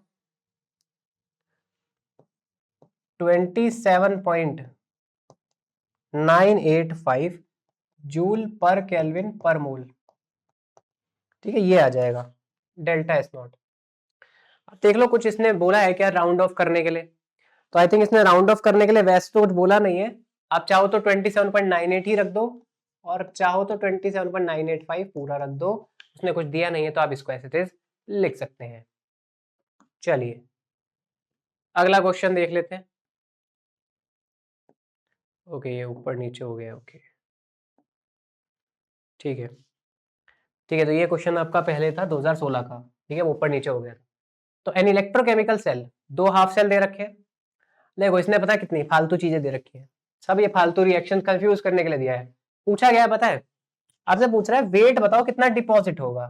तो हम एक फॉर्मूला जानते हैं कि वेट डिपॉजिटेड जो आपका होता है वो होता है आपका molar mass into current multiply with time divide by number of electrons divide by Faraday. बस इतना ध्यान रखो। और ये I इंटू टी ये है क्या एक्चुअली में Q है। ठीक है, यानी डायरेक्टली चार्ज भी हो सकता है। तो I की वैल्यू हमें मालूम है। आपको करंट कितना दिया है, देखो I की वैल्यू दी है इसने 0.5 एम्पियर, तो एम्पियर में रख दोगे डायरेक्ट। करंट उसने 1 घंटे के लिए दिया है, तो मुझे टाइम को पहले सेकंड्स में कन्वर्ट करना पड़ेगा। तो देखो वेट निकालने के लिए मोलर मास कितना दिया है इसने कॉपर का 63.5 ग्राम। ठीक है, तो 63.6 दिया है, चलिए 63.6 रख लीजिए, कोई फर्क नहीं पड़ेगा, 63.6 रख लेते हैं। आई कितना दिया है 0.5 एम्पियर। टाइम उसने दिया 1 आवर, तो 1 आवर में देखो पहले 60 मिनट्स होते हैं, और 60 मिनट्स को आप 60 सेकंड्स में कन्वर्ट करोगे। ठीक है, अब नीचे आपके नंबर ऑफ इलेक्ट्रॉन देखो कितने इन्वॉल्व हो रहे होंगे। देखो कॉपर के लिए पूछ रहा है ना सिर्फ, तो मेरा जो कॉपर है वो कॉपर 2+ से 2 इलेक्ट्रॉन लेगा और कॉपर में कन्वर्ट हो जाएगा। मास डिपॉजिटेड का मतलब यही तो होगा ना भाई, कि कॉपर 2+ 2 इलेक्ट्रॉन लेकर कॉपर में कन्वर्ट हो जाए, यही तो पूछ रहा है। और इतना ही अमाउंट पूछ रहा है कि कितना अमाउंट कन्वर्ट होगा इतने घंटे के लिए अगर मैंने इलेक्ट्रोलिसिस करा है तो नंबर ऑफ इलेक्ट्रॉन कितने हो गए 2, और फैराडे का यहाँ पर वैल्यू कितनी हो गई 96500। तो यहाँ से सब कुछ सॉल्व कर लेना।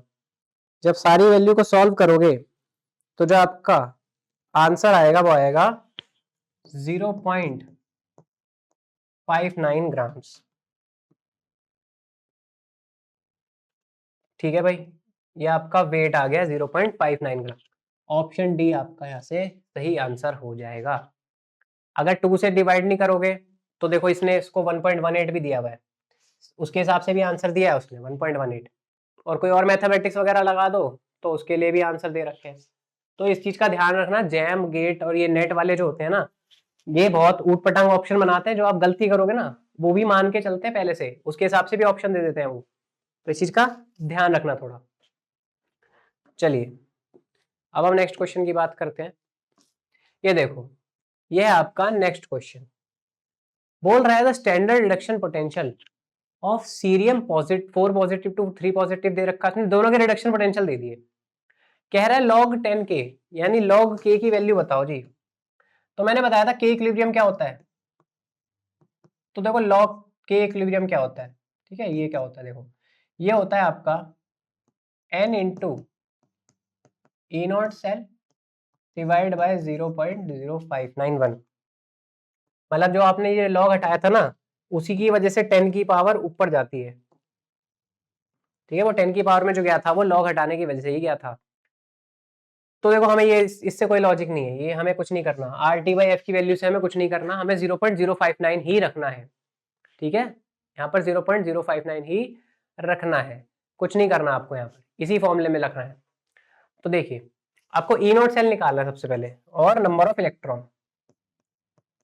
ई नॉट सेल क्या होगा, देखो कैथोड एनोड पहचान हो गया, तो आप यहाँ से कि सर देखिए ये जो है 4+, ये 4+ से 3+ में कन्वर्ट हो रहा है, और ये जो 2+ है ये 3+ में, यानी यहां पर तो ऑक्सीडेशन हो रहा है,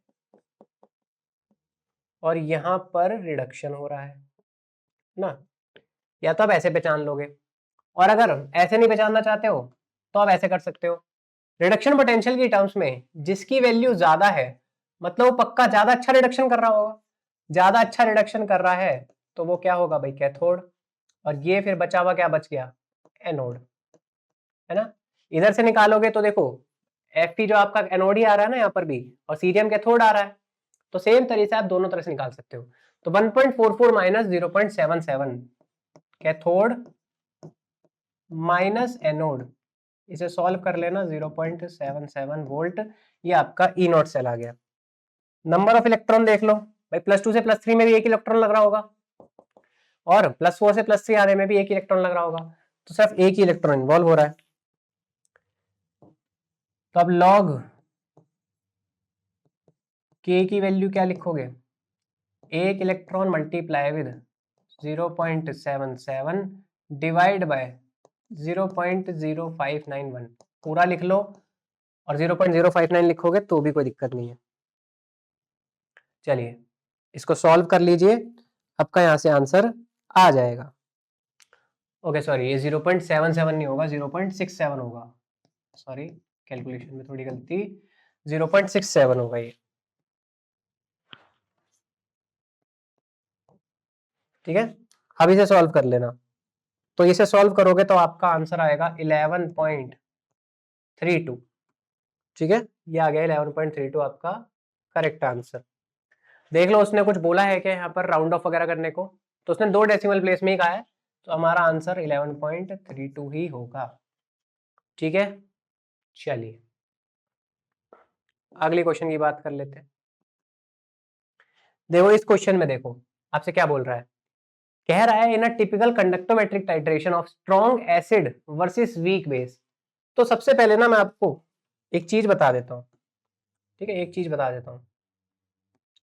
देखो ये ग्राफ है आपका, तो कभी भी आपसे अगर बोला जाए ना, तो हमेशा ग्राफ को ऐसे बनाना,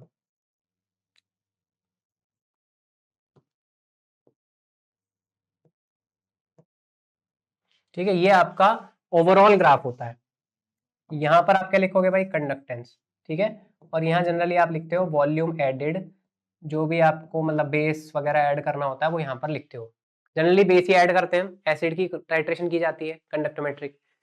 तो देखो ये जो आपका आया ना, ये वाला कर्व, ये वाला जो डिक्रीजिंग कर्व है, ये आता है स्ट्रॉन्ग एसिड की वजह से। और जो ये इंक्रीज इंक्रीज में कर्व आ रहा है ना, ये वाला, ये आता है आपका स्ट्रॉन्ग बेस की वजह से, ठीक है। ये जो आपका आ रहा है कर्व कुछ इस तरह से, ये आता है भाई आपका वीक एसिड की वजह से। और ये जो बीच में सबको यहाँ पर इंटरसेक्ट करता हुआ दिख रहा है एक पॉइंट, उसी को कहते हैं आप इक्विवेलेंस पॉइंट। उसके बाद जो आपका ये शार्प जो है आपका कांस्टेंट हो गया है, ये आता है आपका वीक बेस की वजह से, ठीक है। ये आपका ओवरऑल ग्राफ हो गया। अब देखना, कोई भी ग्राफ अगर आपसे पूछ लिया जाए, मान लो मैं आपसे कह दूं भाई strong acid versus strong base का ग्राफ बताओ, तो आप क्या कहोगे, स्ट्रॉन्ग एसिड की वजह से देखो पहले डिक्रीज दिख रहा है मुझे, फिर इक्विवेलेंस पॉइंट, फिर स्ट्रॉन्ग बेस की वजह से फिर इंक्रीज दिख रहा है, तो ये आ गया भाई आपका strong acid versus strong base का ग्राफ। कोई आपसे यहां से पूछ ले weak acid versus strong base का ग्राफ बताओ भाई, तो आप कहोगे देखो पहले वीक एसिड की वजह से कुछ ऐसा ग्राफ दिख रहा है, फिर उसके बाद इक्विवेलेंस पॉइंट, और फिर थोड़ा सा इंक्लाइन करके दिखा देना, ठीक है। मैंने थोड़ा दिखाया नहीं, इंक्लाइन करके दिखा देना इससे, तो ये आ जाएगा भाई स्ट्रॉन्ग बेस का और वीक एसिड का ग्राफ। अब देखो वो कह रहा है strong base versus weak, sorry strong acid versus weak base का ग्राफ। तो स्ट्रॉन्ग एसिड की वजह से पहले डिक्रीमेंट आना चाहिए, तो देखो हर जगह डिक्रीमेंट दिख रहा है मुझे, यहां पर भी, यहां पर भी, और यहां पर भी, ठीक है। देखो यहां तो ये इसने देखो कौन सा ग्राफ बना दिया, देखो ये देख रहे हो, ये देख रहे हो यहाँ पर इक्विवेलेंस पॉइंट आया जो, ये किस चीज का है, ये वीक एसिड का ग्राफ है, इसे तो पहले उड़ा दो, ठीक है। उसके बाद देखो उसने कहा है वीक बेस, तो मतलब वीक बेस में अगर होता तो ये थोड़ा कांस्टेंट की तरफ जाता, ठीक है। इसने देखो थोड़ा सा इंक्रीज में दिखाया, लेकिन ये है कांस्टेंट ही, तो यानी आपका ये देखो, ये अगर वीक बेस होता तो ऐसा होना चाहिए था, लेकिन ये ऊपर जा रहा है, यानी ये कैसा है, weak, sorry strong acid versus strong base का ग्राफ है ना, ये तो उसका ग्राफ है, तो ये भी खत्म हो गया। आंसर तो आपका यहां से समझ आ गया होगा, बी है, क्यों? क्योंकि ये स्ट्रॉन्ग एसिड है और फिर ये वीक बेस का ग्राफ है। ये किस चीज का ग्राफ है सर? ये है आपका मिक्सचर का ग्राफ, यानी स्ट्रॉन्ग एसिड और वीक एसिड जब मिलाकर आप पूछ लेते हो तो देखो स्ट्रॉन्ग एसिड की वजह से पहले डिक्रीज होता है, फिर हल्का इंक्रीज होता है यहाँ पर वीक एसिड की वजह से। वैसे एक्जैक्टली रीजन ये नहीं होता, सॉल्ट की वजह से इंक्रीज होता है यहाँ पर वीक एसिड का ही मैं मान सकता हूँ कि ऐसे मान लो आप वीक एसिड की वजह से आ रहा है। फिर स्ट्रॉन्ग बेस होगा तो स्ट्रॉन्ग बेस की वजह से अगेन एक और इक्विवेलेंस पॉइंट आ जाता है। तो इसलिए यहाँ पर आपको दो इक्विवेलेंस पॉइंट दिखते हैं, एक यहाँ दिखता है और एक यहाँ दिखता है। ठीक है, तो ये आपका मिक्सचर का है, इसलिए ये भी आपका गलत आंसर हो गया। क्लियर है भाई? ऑप्शन बी कैसे आया? चलिए ये समझ आ गया अगर आपको। तो अगले क्वेश्चन पे जाने से पहले एक बात कर लेते हैं। अगर आपको नेट और गेट की तैयारी करनी है या फिर कोई भी असिस्टेंट प्रोफेसर या फिर किसी भी पीजीटी के एग्जाम के लिए तैयारी करनी है तो आप विज्ञान वृक्ष का ऐप डाउनलोड करिए। वहां पर आपको कोर्सेज के सेक्शन में जाकर सारे कोर्सेज दिख जाएंगे, वहां से आप सारे के सारे कोर्सेज को परचेज कर सकते हैं, जो भी आपको चाहिए अपने अकॉर्डिंग उसको आप देख सकते हैं। और अगर आपको सारे PYQs चाहिए एक ही जगह पर तो आप नीचे जा सकते हैं, चैनल की मेंबरशिप को ज्वाइन कर सकते हैं और वहां से आप सारे टॉपिक वाइज वीडियो सॉल्यूशंस को एक जगह पर ही देख सकते हैं। चलिए अब हम क्वेश्चन की बात करते हैं नेक्स्ट। देखो अगला क्वेश्चन देखो, ये बोल रहा है EMF of a standard cadmium cell is 1.02। उसने ईएमएफ दे दिया है ऑलरेडी E0 है ना, टेम्परेचर भी दे दिया उसने 300 केल्विन। ठीक है जी, बहुत बढ़िया। टेम्परेचर कोफिशिएंट दिया है उसने सेल का। देखो मैंने टेम्परेचर कोफिशिएंट बताया था ना, अगर वो del E0 by del T ना लिखे तो टेम्परेचर कोफिशिएंट को ऐसे भी देख सकता है। पूछ रहा है डेल्टा एच की वैल्यू बताओ जी। तो देखो डेल्टा एच का जो फॉर्मूला होता है डायरेक्टली, एक तो होता है भाई आप इस वाले इक्वेशन से निकाल लो, delta G naught is equal to delta H naught minus T delta H naught. पहले आप डेल्टा एस निकालो, डेल्टा जी निकालो, टेम्परेचर गिवन है डेल्टा एच उससे निकाल लो। और अगर ऐसे नहीं निकालना तो आप डायरेक्टली डेल्टा एच निकालो। देखो इस तरह से क्या करो आप, एन एफ कॉमन ले लो, del E by del T, साथ में टी मल्टीप्लीकेशन में minus of E naught cell. ठीक है, ये फॉर्मूला आप डायरेक्ट यूज कर सकते हो अगर डेल्टा एच निकालना है तो ऊपर वाले से भी निकाल सकते हो, नीचे वाले से भी निकाल सकते हो, जैसा मर्जी चाहे आप डेल्टा एच नॉट वैसे कैलकुलेट कर सकते हैं। अब देखो इसमें इस वाले फॉर्मूले में सब कुछ गिवन है, आपको एन पता है भाई, स्टैंडर्ड कैडमियम सेल है, कैडमियम सेल है इसका मतलब कैडमियम जो होगा वो कैडमियम 2+ में कन्वर्ट होकर 2 इलेक्ट्रॉन छोड़ रहा होगा। भाई कैडमियम की जो बेसिक ऑक्सीडेशन स्टेट होती है वो 2 इलेक्ट्रॉन छोड़ने की होती है, +2 की होती है। तो मुझे एन कंफर्म हो गया कि 2 इलेक्ट्रॉन तो होंगे ही। एफ मुझे पहले से ही मालूम होता है, कितना होगा भाई, 96500 है। ठीक है जी, उसने देखो del E by del T की वैल्यू भी दे रखी है, टेम्परेचर भी दे रखा है और उसने मुझे ई नॉट भी दे रखा है। तो मुझे सारी चीजें उसने दे रखी है, बस मुझे यहाँ पर पुट करने का काम करना है। चलिए इतना काम कर लेते हैं। डेल्टा एच नॉट क्या हो जाएगा भाई, 2 इलेक्ट्रॉन 96500, टेम्परेचर कितना है भाई 300 kelvin, del E by del T की वैल्यू है -5 इंटू 10⁵ माइनस, ठीक है सब सॉल्व करो, -1.02। इसे सॉल्व कर लेना। जब आप इसे सॉल्व करोगे तो यहां से आपका जो आंसर आ जाएगा वो आएगा -199.75 किलो जूल पर मोल। ठीक है भाई, यहां से सॉल्व कर लेना, जूल पर मोल में आंसर आएगा, फिर उसे किलो जूल पर मोल में कन्वर्ट करना है। तो round off to 2 decimal place बोल रहा है, तो ये round off to 2 decimal place में आपका -199.75। ठीक है, आई होप समझ आ गया होगा क्या करना है। इसे ध्यान रख लेना, ये -5 इंटू 300 पहले सॉल्व करना, फिर उसे माइनस करना 1.02 से।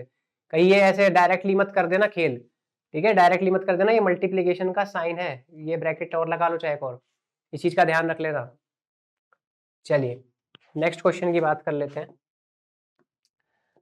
देखो ये क्वेश्चन और देख लो, ये वाला बड़ा मतलब इजी क्वेश्चन है लेकिन काफी दिक्कत होती है लोगों को। देखो कभी भी आपसे पूछ लिया जाए ना, ये gamma plus minus x plus y की फॉर्म में लिखा होता है और ये होता है गामा प्लस, ठीक है, ये होता है gamma plus x by x plus y, gamma minus y by x plus y, ये होती है इनकी पावर्स। ठीक है, ये होता है पूरा फॉर्मूला।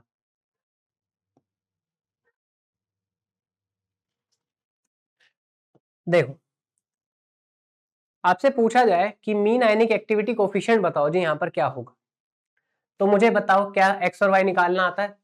देखो इसने खुद ही दे दिया, मतलब यार कितना बढ़िया आदमी है। AB2 को आयनाइज करके उसने कहा है कि 1A2 प्लस मिला है और 2B माइनस मिला है। तो जो ये 1 मिला है ये आपका x हो गया, और ये जो 2 मिला है ये आपका y होता है। ठीक है, समझ आया क्या मतलब हुआ। देखो ये जो आपका 1 आया ना, ये जो केटायन के साथ कोफिशिएंट आता है उसको ये आप x बोलते हो, और जो एनायन के साथ कोफिशिएंट होता है उसी को आप y बोल देते हो। तो x और y की वैल्यू मुझे पता है, x 1 है और y 2 है। तो अगर मुझे इस गामा प्लस माइनस को देखो लिखना है ना, ठीक है, अगर मुझे gamma plus minus, sorry x plus y नहीं होगा यहाँ पर, इसी को तो आप इक्वल कर रहे हो। तो कभी भी गामा प्लस माइनस अगर आपसे पूछ लेना फॉर्म्स में केटायन और एनायन की, तो देखो कैसे लिखोगे, gamma plus minus is equal to x कितना है 1, यहाँ पे केटायन, और एक्स कितना है 1 आ गया, और वाई कितना है भाई 2।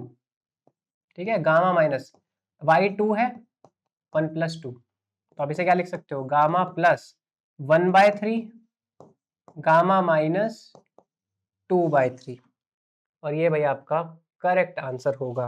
तो देख लो गामा कैटायन के लिए 1/3 और एनायन के लिए 2/3, option B is the correct answer. देखो इसने तो इसमें उल्टा कर दिया है ना, इसको उड़ा दो, ये तो पता नहीं क्या क्या ही करा है इसमें आगे, है ना, आगे तो पता नहीं क्या क्या कर दिया है। तो ये होता है भाई आपका तरीका। चलिए अगले क्वेश्चन की बात करते हैं। देखो ट्रांसपोर्ट नंबर पूछ रहा है, ठीक है, ट्रांसपोर्ट नंबर पूछ रहा है, देख लो यार क्या करना होगा, ट्रांसपोर्ट नंबर वही सेम चीज, ट्रांसपोर्ट नंबर ऑफ एनायन पूछ रहा है, तो आप क्या लिखोगे, number of anion into lambda naught of anion divide by overall lambda naught of salt या इलेक्ट्रोलाइट जो भी आपको गिवन है। अगर इलेक्ट्रोलाइट के लिए नहीं गिवन है तो आप इसको क्या लिखते, n minus lambda naught of minus by n plus lambda naught plus overall plus n minus lambda naught. ठीक है, मतलब आप एक तरह से यही कर रहे हो, आप इसी तरह से लेमडा नॉट निकालते हो ना, जो नीचे वाला तरीका लिखा है इसी तरह से निकालते हो। अगर अलग अलग गिवन है तो अलग अलग भी लिख सकते हो, सॉल्ट का गिवन है तो सॉल्ट का लिख सकते हो। अब जैसे देखो इसमें अलग अलग ही गिवन है, La3+ का इतना है और Cl का इतना है ना। अब आपसे पूछ रहा है ट्रांसपोर्ट नंबर, तो देखो पहले चाहो तो ऐसे निकाल लो, T minus is equal to Cl कितने हैं यहाँ पर 3 होंगे ना, भाई आप LaCl3 को जब डिसोसिएट करोगे तो La3 पॉजिटिव 3Cl माइनस छोड़ेंगे ना, तो ये N भी आपको लेकर चलना है, इसको मत भूल जाना। तो Cl के लिए देखो कितना दिया है 76.35 इंटू 10⁻⁻⁴ दिया है, डिवाइड बाय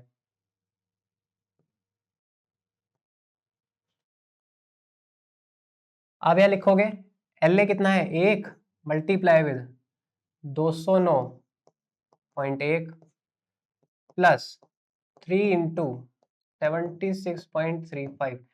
अब मैं 10⁻⁻⁴ को बाहर कॉमन ले रहा हूं, ठीक है, इन दोनों की प्लस करने के 10⁻⁻⁴ को मैंने बाहर कॉमन ले लिया, जिससे आपका ये वाला यूनिट डायरेक्टली कैंसिल आउट हो गया। बस अब इसे सॉल्व कर लो जो वैल्यू दी है भाई, 3 इंटू 76.35 इसको सॉल्व कर लो, नीचे इसको सॉल्व कर लो और डिवाइड कर दो। जब यहाँ पर इसको डिवाइड करोगे तो जो वैल्यू आने वाली है ट्रांसपोर्ट नंबर की वो आएगी भाई आपकी 0.52 के आसपास। ठीक है, ये आपकी 0.52 के आसपास वैल्यू आ जाएगी ट्रांसपोर्ट नंबर ऑफ क्लोरीन के लिए। तो देखो उसने यहाँ पर round off two decimal place ही कहा है, तो 0.52 भाई आपका यहाँ से करेक्ट आंसर।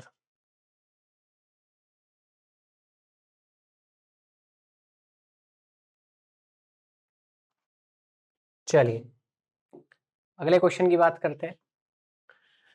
देखो डेल्टा जी पूछ रहा है, मतलब देख लो यार क्या बोलूं मैं इसमें, इस क्वेश्चन में कुछ पूछने वाला है, भाई डेल्टा जी पूछ रहा है, मतलब इससे ज्यादा बेसिक कुछ क्वेश्चन हो सकता है क्या?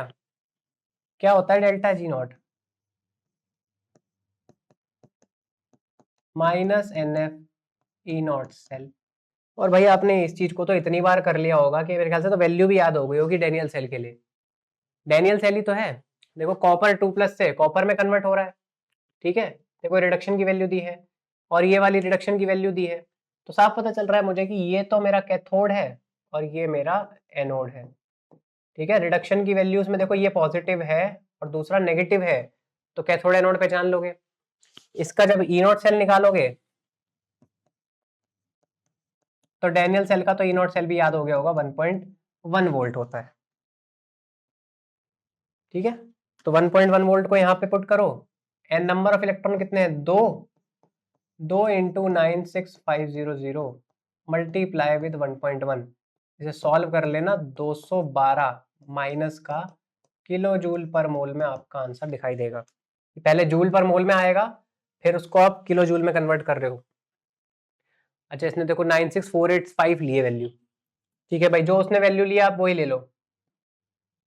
96485 ले रहा है तो हमें वही लेनी है, ठीक है, 96485, ठीक है। बहुत ज्यादा फर्क पड़ेगा नहीं, लेकिन ठीक है, वो अप्रोक्स करके आपका 212 ही बनेगा।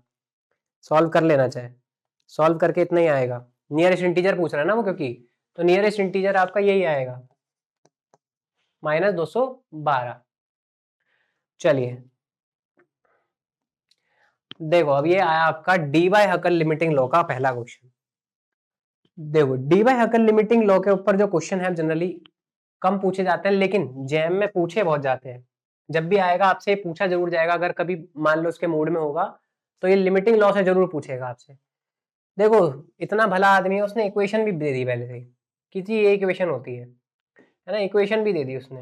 इक्वेशन में शायद ये मोड अंदर आता है, ठीक है, जेड प्लस और जेड माइनस दोनों ही मोड के अंदर आते हैं, ठीक है। तो ये इक्वेशन उसने खुद ही दे दी। अब इसमें मुझे बताओ करना क्या है। आपको चार्जेस पता है ना। देखो Ca3 PO4 2, इससे चार्जेस क्या होंगे? कैल्शियम 2+ में होगा ये, और ये 2 PO4 3- में होगा। चार्जेस पता चल गए मुझे, 2 और 3 है, बस इतना ही काम करना था। आयनिक स्ट्रेंथ तो आपको पता ही है, ये कैसा है? A3B2 या A2B3, कुछ भी कह सकते हो इसको भैया आप, या तो इसको A3B2 कह लो और या फिर A2B3 कह लो। इसके लिए आयनिक स्ट्रेंथ कितनी होती है? 15 × m होती है। m कितना है भाई? 0.01 है, तो बस 0.01 × 15 कर दो, ये आ जाएगा 0.15। आयनिक स्ट्रेंथ इतनी आ गई। तो अब आपका लॉग गामा प्लस माइनस क्या होगा?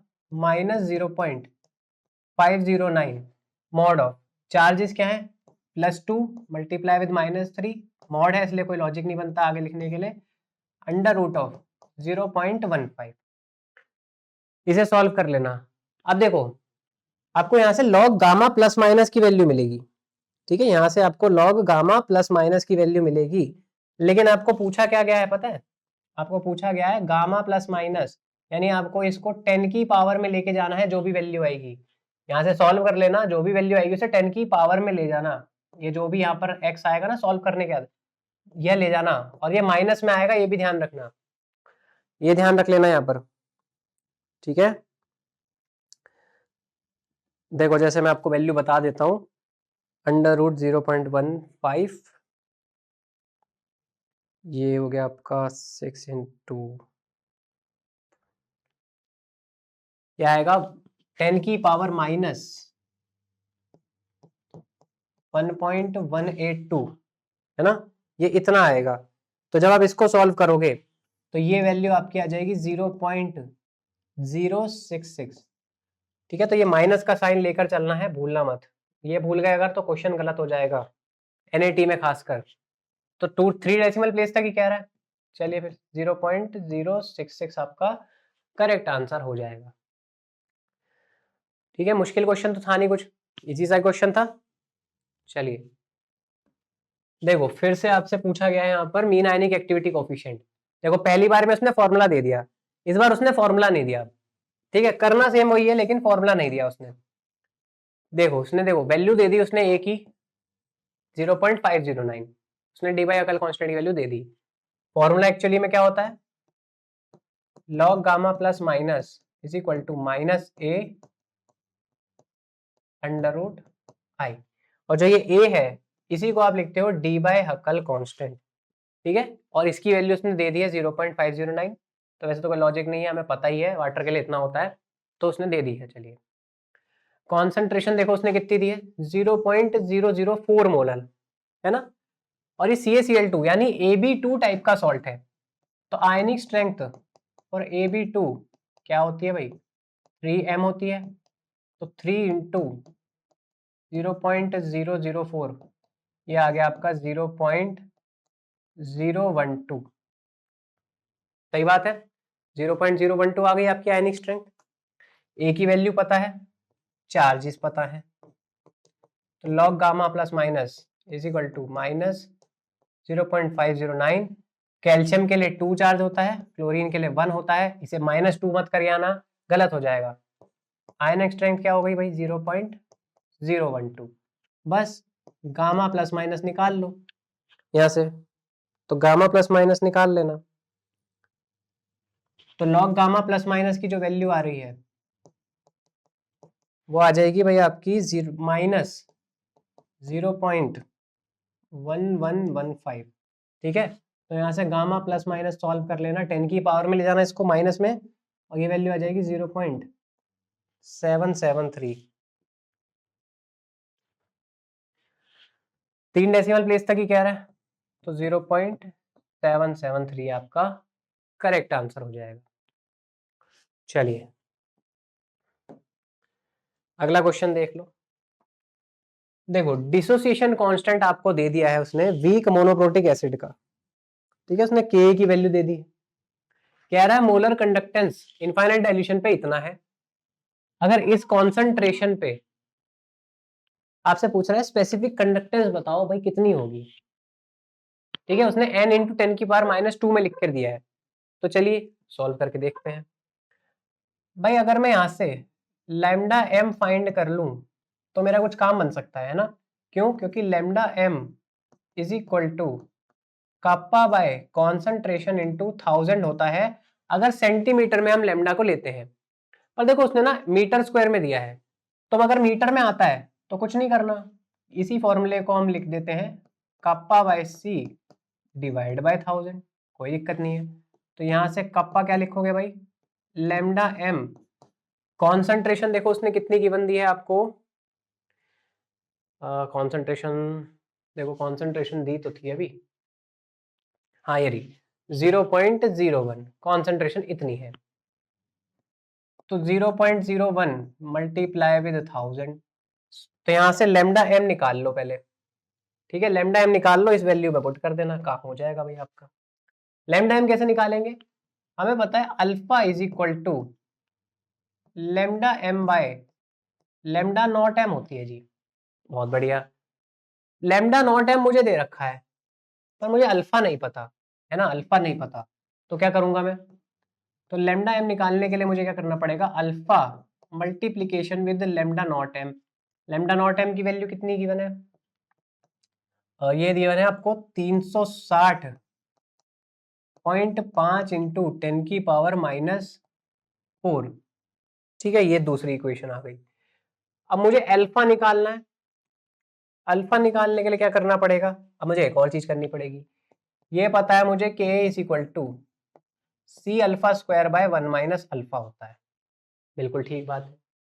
देखो उसने ना डिसोसिएशन कांस्टेंट की वैल्यू 10 की पावर -5 में दी है, 10 की पावर -5 में अगर वैल्यू आ रही है तो मतलब अल्फा बहुत ही कम रहा होगा, तो हम इसको इग्नोर करके सीधा k is equal to c alpha square भी लिख सकते हैं। k की वैल्यू कितनी है भाई 1.6 इंटू 10 की पावर -5, कॉन्सेंट्रेशन कितनी है 0.01, ठीक है, ये आ जाएगा अल्फा स्क्वायर के इक्वल। यहां से सॉल्व करके इसे अल्फा कैलकुलेट कर लो, सॉल्व कर लो पहले इसे, अल्फा कैलकुलेट कर लो, तो अल्फा आपका आ जाएगा 0.04।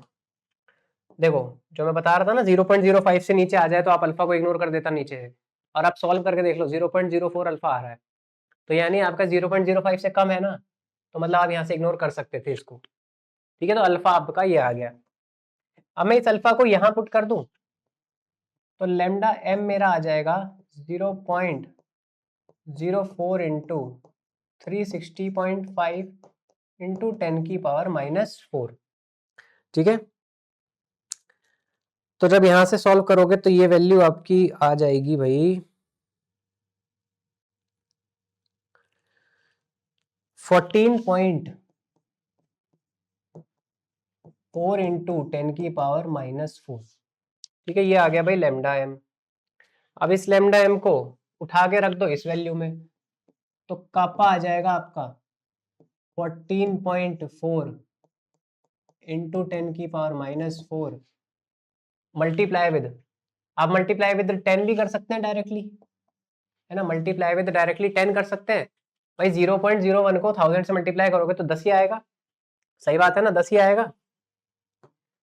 तो बस 10 से मल्टीप्लाई कर दो, ये हो गया 14.4 इंटू 10⁻⁻3, और ये आपका मीटर में ही आएगा। ठीक है, साइमन मीटर इनवर्स में ही आएगा ये।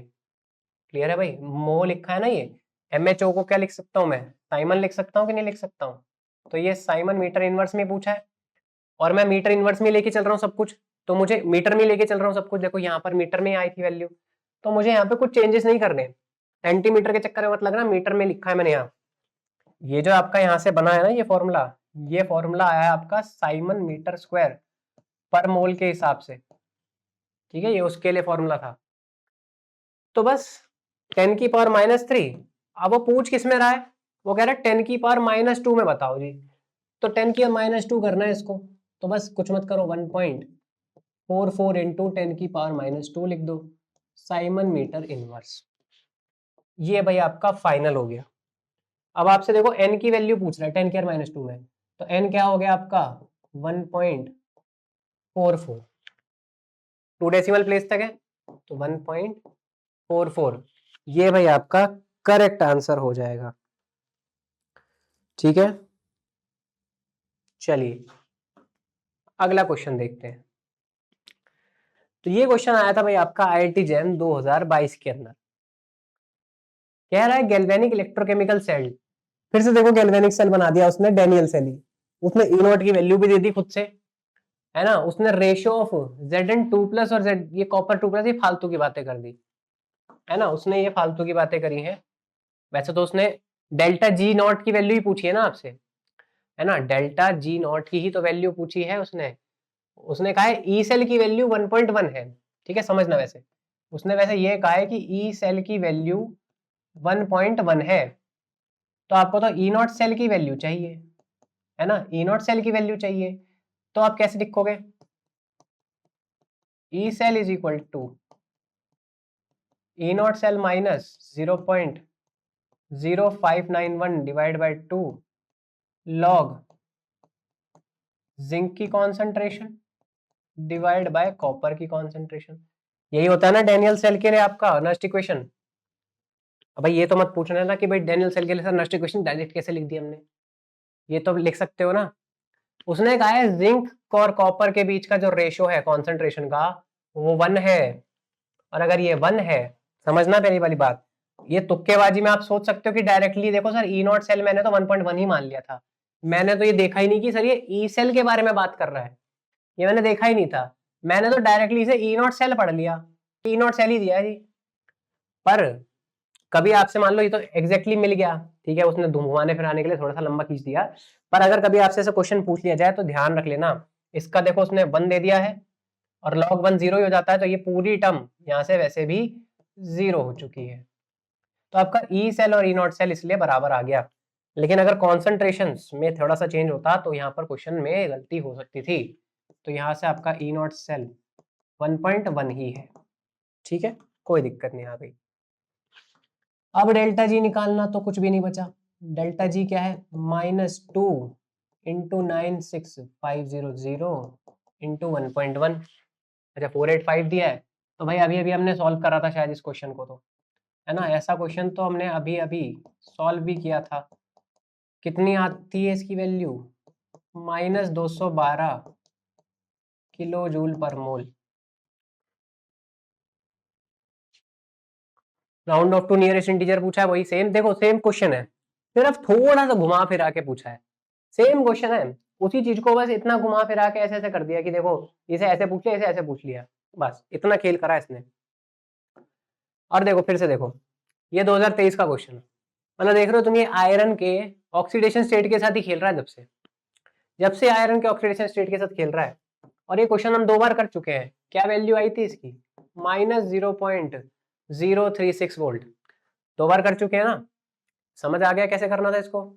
तो क्वेश्चन समझ लो बस, वही क्वेश्चन है, चौथी बार या तीसरी चौथी बार रिपीट हुआ है क्वेश्चन है। तो 2 क्वेश्चन है, एक तो डैनियल सेल का डेल्टा जी नॉट और एक ये, इसके तो पीछे ही पड़ा रहता है, हर दूसरी तीसरी बार इसको घुमा फिरा के पूछ ही देता है।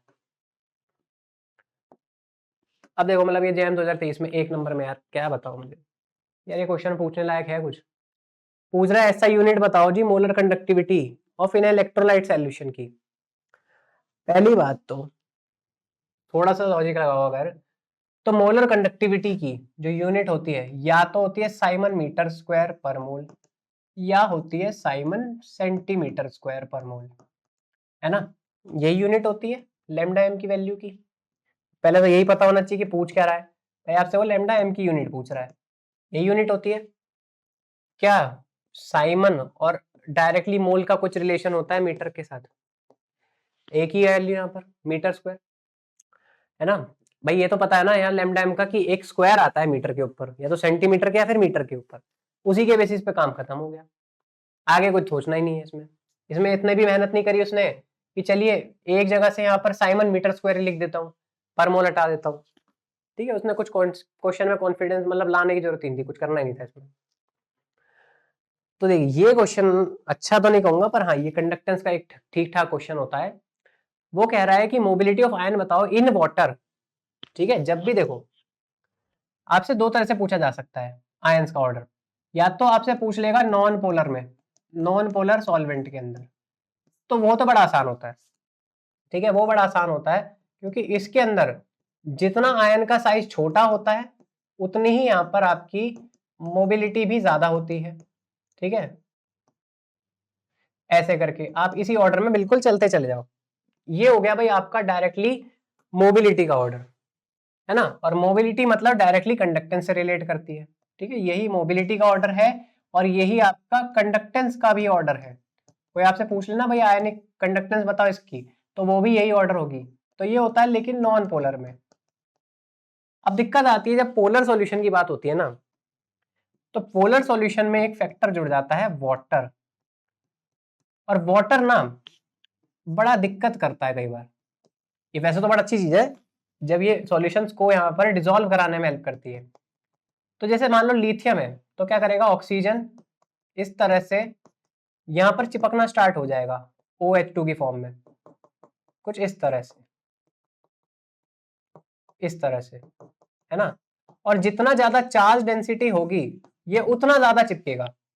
चार्ज डेंसिटी क्या होती है, मतलब एक चार्ज अगर छोटे से स्फीयर में है, मान लो मैं इतना सा स्फीयर बना रहा हूँ लिथियम प्लस का, और एक है यहाँ पर रुबिडियम प्लस का, +1 ही चार्ज है, लेकिन +1 चार्ज को मूवमेंट करने के लिए सिर्फ इतना सा स्फीयर मिल रहा है, मतलब मैं डिफ्यूजन की बात करूं तो सिर्फ इतनी सी जगह है, लेकिन यहाँ +1 चार्ज के पास इतना बड़ा एरिया है डिफ्यूज होने के लिए।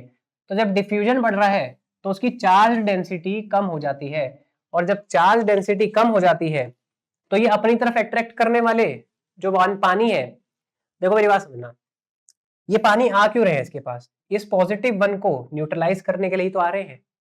भाई ये पॉजिटिव वन जितना ज्यादा कॉन्सेंट्रेटेड होगा आयन के ऊपर, उतने ही ज्यादा पानी आएंगे इसको न्यूट्रलाइज करने के लिए। क्यों? क्योंकि ये क्या होते हैं, डेल्टा नेगेटिव, है ना? इनके ऊपर खुद ही एक डाइपोल जनरेट हुआ है, उसके बेसिस पे ये खेल खेल रहे हैं जो खेल रहे हैं, है ना? इनके पास कोई प्योर आयन तो है नहीं है, ये तो एक डेल्टा नेगेटिव यानी नॉन पोलर कंपाउंड है, लेकिन पोलर कंपाउंड है, लेकिन उसके डाइपोल मोमेंट की जनरेशन की वजह से ये आ रहे हैं यहाँ पर। जितना ज्यादा पॉजिटिव चार्ज उस पर खट्टा होगा, कॉन्सेंट्रेटेड होगा, उतने ही पानी के मॉलिक्यूल्स को जरूरत पड़ेगी यहाँ पर आने की। अब मान लो मैं इसकी जगह पर कह दूं कि भाई ये देखो ये रुबिडियम का आयन है, इसके ऊपर पॉजिटिव चार्ज है, तो सीधी बात है कि यहाँ पर इतने ज्यादा पानी के एटम्स नहीं आएंगे, उसे थोड़े से एटम्स में काम हो जाएगा। है ना। मान लो यहाँ पर 4 एटम में ही काम हो गया, वहां पर जहाँ पे 6 एटम की जरूरत पड़ रही थी या 7 एटम की जरूरत पड़ रही थी। तो जैसे जैसे आपके एटम्स बढ़ते हैं वैसे वैसे आपको, अब देखो इसके आसपास ना इतने सारे पानी के एयर्स इकट्ठे हो गए, तो इसकी वजह से अब जो आप काउंट करोगे ना इसकी मोबिलिटी, वो इस सारे स्फेयर को काउंट करोगे, क्योंकि ये पानी अब इसके साथ चिपक चुका है। अब लिथियम को अगर इधर उधर मूवमेंट भी करनी हुई ना अगर, तो इस पानी को लेकर ही जाएगा वो, उसके बिना आप मूवमेंट नहीं कर सकता है वो। समझ रहे हो। जैसे आप समझ लो, लॉजिक लगा लो एक तरह का, जैसे आप पहले अकेले थे, अभी तो आप खुले सांडते कहीं भी घूम रहे हो, कोई रोकने टोकने वाला नहीं है, अब किसी की जिम्मेदारी नहीं है अभी आपके पास। लेकिन जैसे ही आप किसी बंधन में बनते हो, रिश्ते में जुड़ते हो, अब आपको उस रिश्ते के साथ भी चलना पड़ता है। अब अकेले तो आप कहीं नहीं घूम सकते, आपको बताना भी पड़ेगा घर पे मैं कहीं कहीं जा रहा हूँ या कुछ कर रहा हूँ, उसको साथ भी लेके जाना पड़ सकता है। तो सेम इसी तरह से अब लिथियम पहले अकेला था, नॉन पोलर में कोई इसका साथी नहीं, अकेला घूम रहा है, छोटा सा है, आराम से निकल जाता है कहीं भी। अब ये भाई यहाँ पर पानी चिपक गया इसके साथ, इसकी शादी हो गई है, तो अब क्या करना पड़ेगा इसे, भाई इसको साथ लेकर ही चलना पड़ेगा, इसके बिना इसका काम नहीं हो सकता है। ठीक है, तो ये भाई यहाँ पर थोड़ा ज्यादा रिश्तों को अहमियत देता है, इसलिए इसके साथ थोड़ा ज्यादा रिश्ते जुड़े हुए हैं। जितने ज्यादा रिश्ते जुड़े हुए हैं ये उतना ही ज्यादा बंधा हुआ है। तो ऐसे हर चीज देखनी पड़ती है यार, वो रिश्तेदार ना बुरा मान जाए, ये ना बुरा मान जाए, ऐसा ना हो जाए, वैसा ना हो जाए। ये बंदा उतना चिल नहीं, ये मतलब इतना ज्यादा टेंशन नहीं लेता। ये कह रहा भाई ठीक है 2 रिश्ते निभा रहा हूं मैं, बहुत है, मेरे से ज्यादा रिश्ते निभाए नहीं जाते हैं। तो इसको इतनी ज्यादा दिक्कत नहीं होगी मूवमेंट में, लेकिन इसको बहुत दिक्कत होगी क्योंकि हर चीज को देखेगा, इसके ऊपर चिपके हुए इतने लोग हैं, ये इतने लोग डिपेंड कर रहे हैं इसके। तो जब हाइड्रेशन, जिसको कहते हैं हम हाइड्रेशन स्फीयर, जो ये पानी के मॉलिक्यूल के साथ आपका ये जो बना है ना, ये इसी को कहते हैं यहाँ पर हाइड्रेशन स्फीयर। तो जितना ज्यादा चार्ज डेंसिटी ज्यादा होती है, जितनी ज्यादा चार्ज डेंसिटी होती है, हाइड्रेशन स्फीयर भी उतना ही बड़ा होता है। ठीक है, हाइड्रेशन स्फीयर का साइज भी उतना ही बड़ा होता है, हाइड्रेशन स्फीयर का साइज भी उतना बड़ा होता है। ठीक है, और जितना ज्यादा हाइड्रेशन स्फीयर का साइज बड़ा होगा, तो भाई सीधी बात है उसे मूवमेंट करने में उतनी ही दिक्कत होगी। अरे भाई इतना बड़ा एटम होगा, ठीक है, वो मूवमेंट कर लेगा एक बार को, लेकिन उसके साथ अगर 50 लोग चिपक जाए तो क्या वो इतनी तेज मूवमेंट कर पाएगा जितना वो पहले कर पा रहा था? नहीं ना। तो जितना हाइड्रोजन स्फीयर से ज्यादा ज्यादा होगा, मोबिलिटी उतनी ही कम हो जाएगी। तो भाई लिथियम, देखो आपको अगर एजी का पता ना भी हो ना, एजी को छोड़ दो फिलहाल, छोड़ दो एजी को, इतना तो पता है ना कि लिथियम जो है सबसे छोटा है साइज में, तो चार्ज डेंसिटी सबसे ज्यादा उस पर ही होगी। और चार्ज डेंसिटी अगर सबसे ज्यादा उस पर है, ठीक है, चार्ज डेंसिटी अगर सबसे ज्यादा उस पर है, तो सबसे ज्यादा पानी भी उस पर चिपकेगा, यानी सबसे ज्यादा हाइड्रेशन स्फीयर का साइज भी उसी का ही होगा। तो मोबिलिटी सबसे कम लिथियम की हो जाएगी, फिर सोडियम की होगी, फिर पोटेशियम की, फिर ऐसे ही रुबिडियम और सीजियम वगैरह आगे आप जुड़ते चले जाओ। तो मतलब इसका इनवर्स ऑर्डर हो जाता है, नॉन पोलर और पोलर के अंदर ये फर्क आता है। ठीक है, ये फर्क आता है जब कोई रिश्तेदार नहीं जुड़ा आपके साथ और जब आपके साथ कोई लोग रिश्ते में जुड़ जाते हैं। ठीक है, ये फर्क पड़ता है। अब देखो लिथियम प्लस, यहां पर मुझे पता सबसे कम होगा, तो क्या सबसे आगे इसकी वैल्यू हो सकती है? पहले उड़ा दो। ठीक है, एजी प्लस भी सबसे नीचे नहीं होगा, लिथियम ही सबसे नीचे होगा, क्योंकि एजी का साइज भाई लिथियम से तो ज्यादा ही होगा ना। इतना तो, अरे इतना तो जान सकते हो ना अभी बात, कि लिथियम का साइज सबसे छोटा है, तो यही सबसे नीचे आने वाला है, एजी तो नहीं आएगा। अब थोड़ा सा अकल लगाओ, अभी हमने पढ़ा कि पोटेशियम और सोडियम में, पोटेशियम का ज्यादा होगा, है ना, पोटेशियम और सोडियम में तो पोटेशियम का ज्यादा होगा, तो क्या ये ऑप्शन हो सकता है? बिल्कुल नहीं। तो अगर आपको एजी का ना भी पता हो ना, तो मुझे ये तो कंफर्म है कि यहाँ से पोटेशियम और सोडियम में पोटेशियम जीतेगा ही जीतेगा, सोडियम से पीछे नहीं जाएगा वो।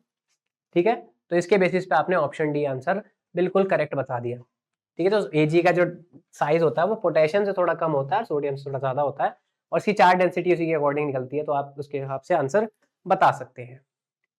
चलिए अगला क्वेश्चन देख लीजिए। देखो यहां पर क्या बोल रहे हैं, सेल रिएक्शन दे दी उसने एक, कह रहा है ई सेल 0 है, स्टैंडर्ड ई नॉट सेल क्या होगा बताओ, उसकी इक्वेशन बताओ। देखो आप लिखते हो E cell is equal to E naught cell. ठीक है, तो अगर ये कह रहा है ई सेल ही 0 है, तो आप क्या लिखोगे, E naught cell is equal to, ठीक है मैं डायरेक्टली यहां लिख देता हूं, ई सेल ही अगर 0 है तो आप क्या लिखोगे, E naught cell is equal to R T by N F L N, ऊपर आप लिखोगे प्रोडक्ट की कॉन्सेंट्रेशन और नीचे आप लिखोगे रिएक्टेंट की कॉन्सेंट्रेशन, यही होगा ई नॉट सेल। जब ई सेल 0 होगा तो यही लिखोगे ना, माइनस में होता है ई नॉट सेल के, तो प्लस में इधर हो जाएगा RT/NF ln P/R। अब देखो प्रोडक्ट में क्या है Q प्लस और रिएक्टेंट में क्या है P पॉजिटिव, तो मैं क्या लिखूंगा भाई, E naught cell is equal to RT by number of electron, देखो कितने इन्वॉल्व हो रहे हैं, P पॉजिटिव से P1 पे जा रहे हैं, मतलब P0 पे जा रहे हैं, तो यहाँ पर एक ही इलेक्ट्रॉन लगा होगा, सेम यहाँ पर भी एक ही इलेक्ट्रॉन लगा होगा, तो मैं 1 लिख सकता हूँ इनको। ln ऊपर है आपका Q प्लस और नीचे है आपका P प्लस रिएक्टेंट में, ये है जी। अब देख लो किसकी क्या कॉन्सेंट्रेशन वगैरह कुछ दे रखी है क्या, उसके अकॉर्डिंग आंसर देख लो। कह रहा है P प्लस की वैल्यू 2 है और Q प्लस की वैल्यू 1 है। चलिए सॉल्व कर लेते हैं इसके अकॉर्डिंग। तो RT/F ln Q प्लस की 1 है, P प्लस की 2 है, तो ln हाफ, अगर मैं 2 को ऊपर लेके जाऊं तो एक माइनस का साइन आ जाएगा साथ में, देखो ऐसे RT/F ln 2 की पावर -1। अब ये -1 को मैं आगे मल्टीप्लाई कर दूं तो क्या आंसर -RT इंटू ln 2 हो सकता है, -RT/F ln 2, और मुझे दिख रहा है ये ऑप्शन सी के अंदर। देखो ये भी था लेकिन इसको मैं माइनस नहीं लगाया, इसने पॉजिटिव कर दिया, तो ये गलत हो गया, और इसने तो ln ही गायब कर दिया, ln गायब थोड़ी हो जाएगा, ln थोड़ी गायब हो जाएगा, समझ रहे हो। तो आपका option C is the correct answer. चलिए अगला क्वेश्चन देख लेते हैं। ये क्वेश्चन आपका आया भाई IIT JEM 2025 के अंदर। तो देखो 25 के अंदर ये क्वेश्चन आया था, आपसे बोल रहा है मोलर कंडक्टिविटी बताओ, ओ सॉरी इसने मोलर कंडक्टिविटी दे दी है, pKa बता दो। तो pKa बताना है जी। pKa क्या होता है, pKa क्या होता है, pK होता है माइनस लॉग ऑफ Ka, है ना, इतना पता है बस मुझे। Ka क्या होता है, K होता है C alpha square by 1 minus alpha, ठीक है। अल्फा क्या होता है, तो अल्फा होता है g lambda m bye lambda not m, ठीक है जी। तो देखो लेमडा हम उसने दिया हुआ है, लेमडा m दिया है उसने 3.2 मिली साइमन सेंटीमीटर, मिली साइमन मीटर स्क्वायर पर मोल, और लेमडा नॉट देखो लिमिटिंग मोलर कंडक्टिविटी ये कितनी दिया उसने 39 मिली साइमन स्क्वायर। तो मैं क्या करूं अल्फा निकालने के लिए 3.2 डिवाइड बाय 39, आगे तो यूनिट सेम है मिली साइमन मीटर स्क्वायर पर मोल, तो वो एज इट इज कट जाएंगी, तो मुझे उससे ज्यादा कुछ नहीं करना। तो जब इसे सॉल्व करोगे तो ये वैल्यू हो जाएगी 0.082। अब देखो अल्फा आपका 0.082 आ चुका है। अगर आप देखो थोड़ा सा चाहो कि भाई नहीं सर मैं डायरेक्ट जैसे बता रहे थे आप कि अल्फा आपका अगर लेस देन 0.05 हो, ठीक है, अच्छा 0.05 तो है ही नहीं, तो 0.08 है, तो मैं डायरेक्टली एलिमिनेट नहीं कर सकता हूँ। तो के ए क्या होगा भाई, कॉन्सेंट्रेशन देखो कितनी दी है 0.02, तो आप लिखोगे 0.02 मल्टीप्लाई विद 0.082 का स्क्वायर डिवाइड बाय 1 माइनस 0.082, ठीक है। यहाँ से के ए की वैल्यू निकाल लेना, तो के ए की जो वैल्यू आएगी वो आएगी 1.46 इंटू 10 की पावर -4, ये आई भाई के ए की वैल्यू। अब के ए की वैल्यू निकाली है अभी आपने, अभी क्या करना है इसको माइनस लॉग से मल्टीप्लाई कर देना, तो पी के ए क्या होगा माइनस लॉग 1.4 इंटू 1.46, ठीक है, वैसे उतना फर्क नहीं पड़ेगा लेकिन ठीक है, अपनी तरफ से राउंड ऑफ मत करो पहले, जब इसे सॉल्व करोगे, ठीक है, -1.46 सॉरी माइनस लॉग 1.46 इंटू 10 की -4, तो ये वैल्यू आपकी आ जाएगी 3.8 के अप्रॉक्स, ठीक है, ये आ जाएगा भाई 3.8 के अप्रॉक्स, तो ये आ गया आपका P K A 3.8, round off to 1 decimal place ही कह रहा है ना वो, तो 3.8 is the correct answer. Range में आएगा वैसे तो, आप रेंज आसपास देख लेना 3.5 3.6, 3.6 से लेके 4 के बीच में आंसर आना चाहिए। चलिए ये आपका लास्ट क्वेश्चन, इस क्वेश्चन को देख लो भाई। डेल्टा एस पूछ रहा है यार, मतलब यार बताओ क्या पूछ रहा है। डेल्टा एस पूछ रहा है, क्या होता है delta S? Sir delta S होता है number of electron multiply with Faraday del E not bye del T, है ना, ये होता है। देखो del E not bye del T की वैल्यू दे रखी है उसने, एन हमें पता चल जाएगा यहाँ से। देखो H2 गैस है, Cl2 गैस है, H2 से 2H प्लस जा रहा है, ठीक है, यानी 2 इलेक्ट्रॉन का इस्तेमाल हुआ होगा। यार इतनी मैं उम्मीद कर रहा हूँ कि आपको इतना तो आइडिया होगा कि कैसे निकलता है। देखो H2 को आप जब यहाँ पर ऑक्सीडाइज करोगे तो 2H प्लस और 2 इलेक्ट्रॉन निकलेंगे। सेम चीज क्लोरीन के साथ होगी, है ना, 2Cl माइनस, सॉरी यहाँ पर आपके Cl2 जो होगी, ठीक है, Cl2 क्या करेगी, 2 इलेक्ट्रॉन लेगी और 2Cl माइनस बना देगी, है ना। तो इलेक्ट्रॉन तो 2 हो गए, ये पता है मुझे। तो N मुझे 2 दिख गया। फेरेडे 96500 दिया है क्या उसने, 96480 दिया उसने, चलो ठीक है 96480 ले लेते हैं। साथ में मल्टीप्लाई करना है -1.24। देखो मिली दिया है ना उसने, तो 10 की पावर -3 वोल्ट पर केल्विन, ये मिली है, ये मीटर नहीं है, ध्यान रख लेना, ये मिली है, तो 10 की पावर -3 भी लेकर चलना है।